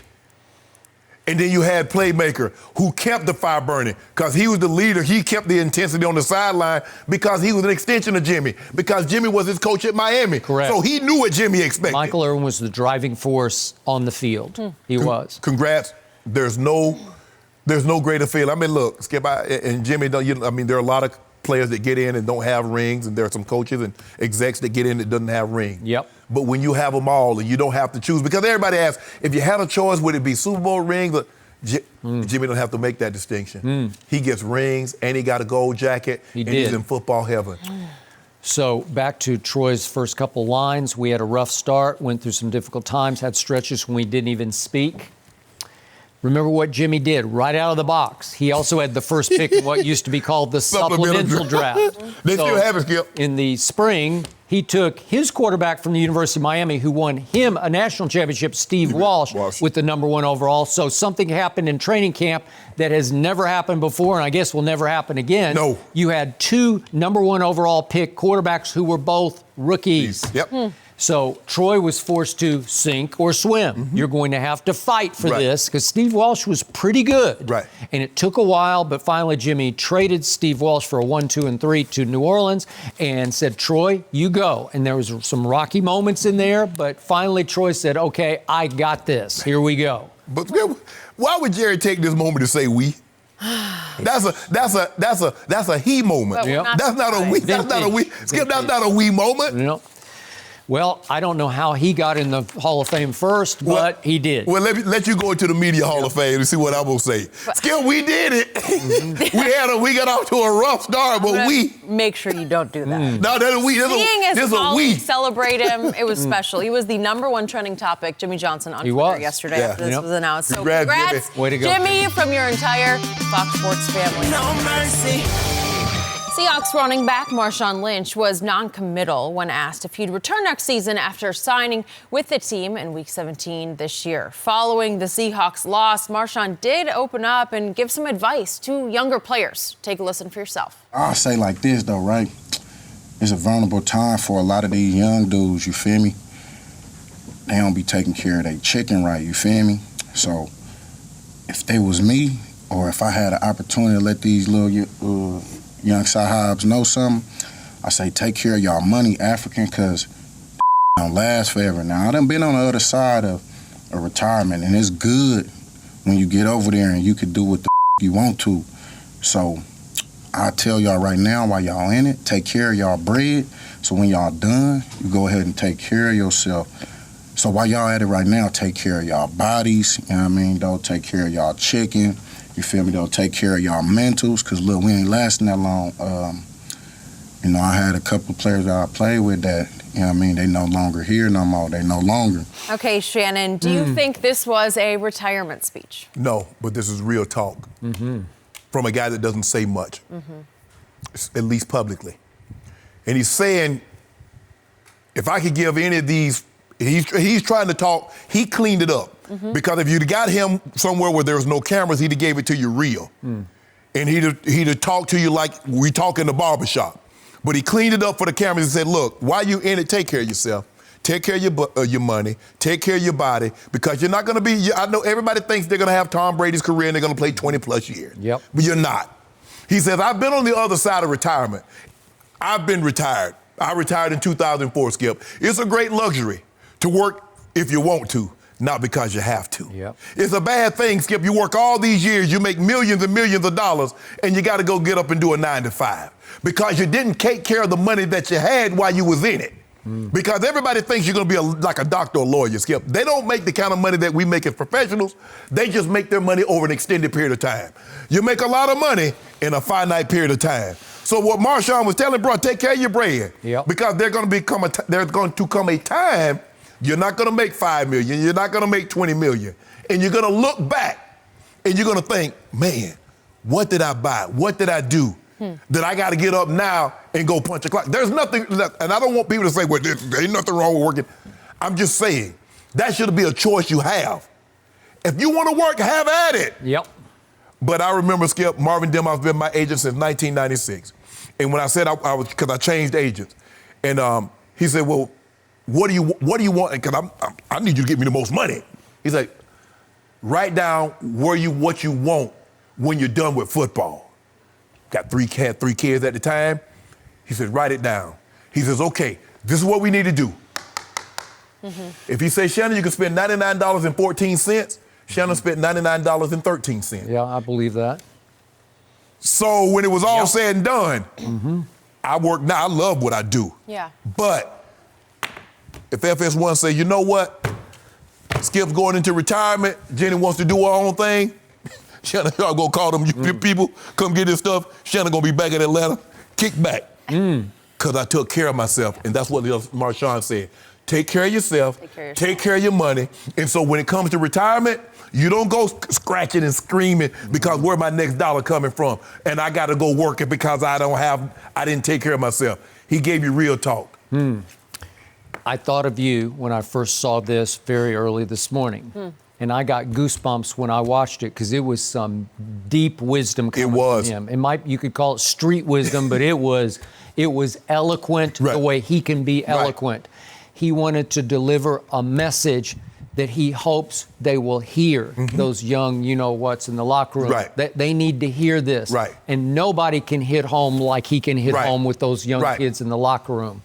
So in this case, I do believe it was a retirement speech because I think he'll come back for them, Skip. Do you? I believe he'll come back just for Seattle. Okay. Nobody else. I got that, but remember they lost Chris Carson and Procise, and they're 25 years old. And then they lost Rashad Penny, who's a first-round draft pick, and he was 23 years old.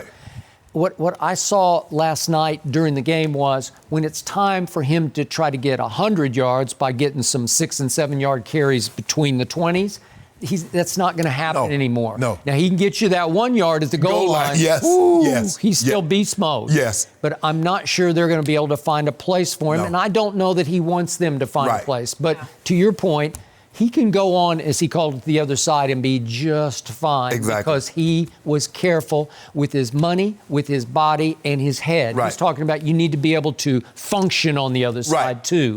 So I loved what he said, and as you point out, he doesn't speak very much, but he wanted to deliver a message, not to us, to his locker room, or to all the kids out there on other teams. Skip, you and I old enough to remember the commercial with Smith Barney. People listen. But see, Skip, he had the credibility because he's the street. He can go. He can go anywhere. He can talk to the guys in the locker room, his home in Oaktown. They get around and gather. But Skip, he was speaking to a specific group of people in the locker room. You know, he said African, but we know who he was talking to. He says it's us that need to do a better job with our money. So when it comes to retirement, you like, man, what I'm gonna do? When you had 30, you had $40 million. It breaks my heart, Skip, because I read the stat, I think 87% within the first 3 years, divorce, bankrupt. Skip, you made all that money, and you mean to tell me the first 3 years, 87% of us? I agree. And may I say, I hope some of the white kids had their ears open, too. That was nice. Man, Marshawn gave that real spit there. No mercy.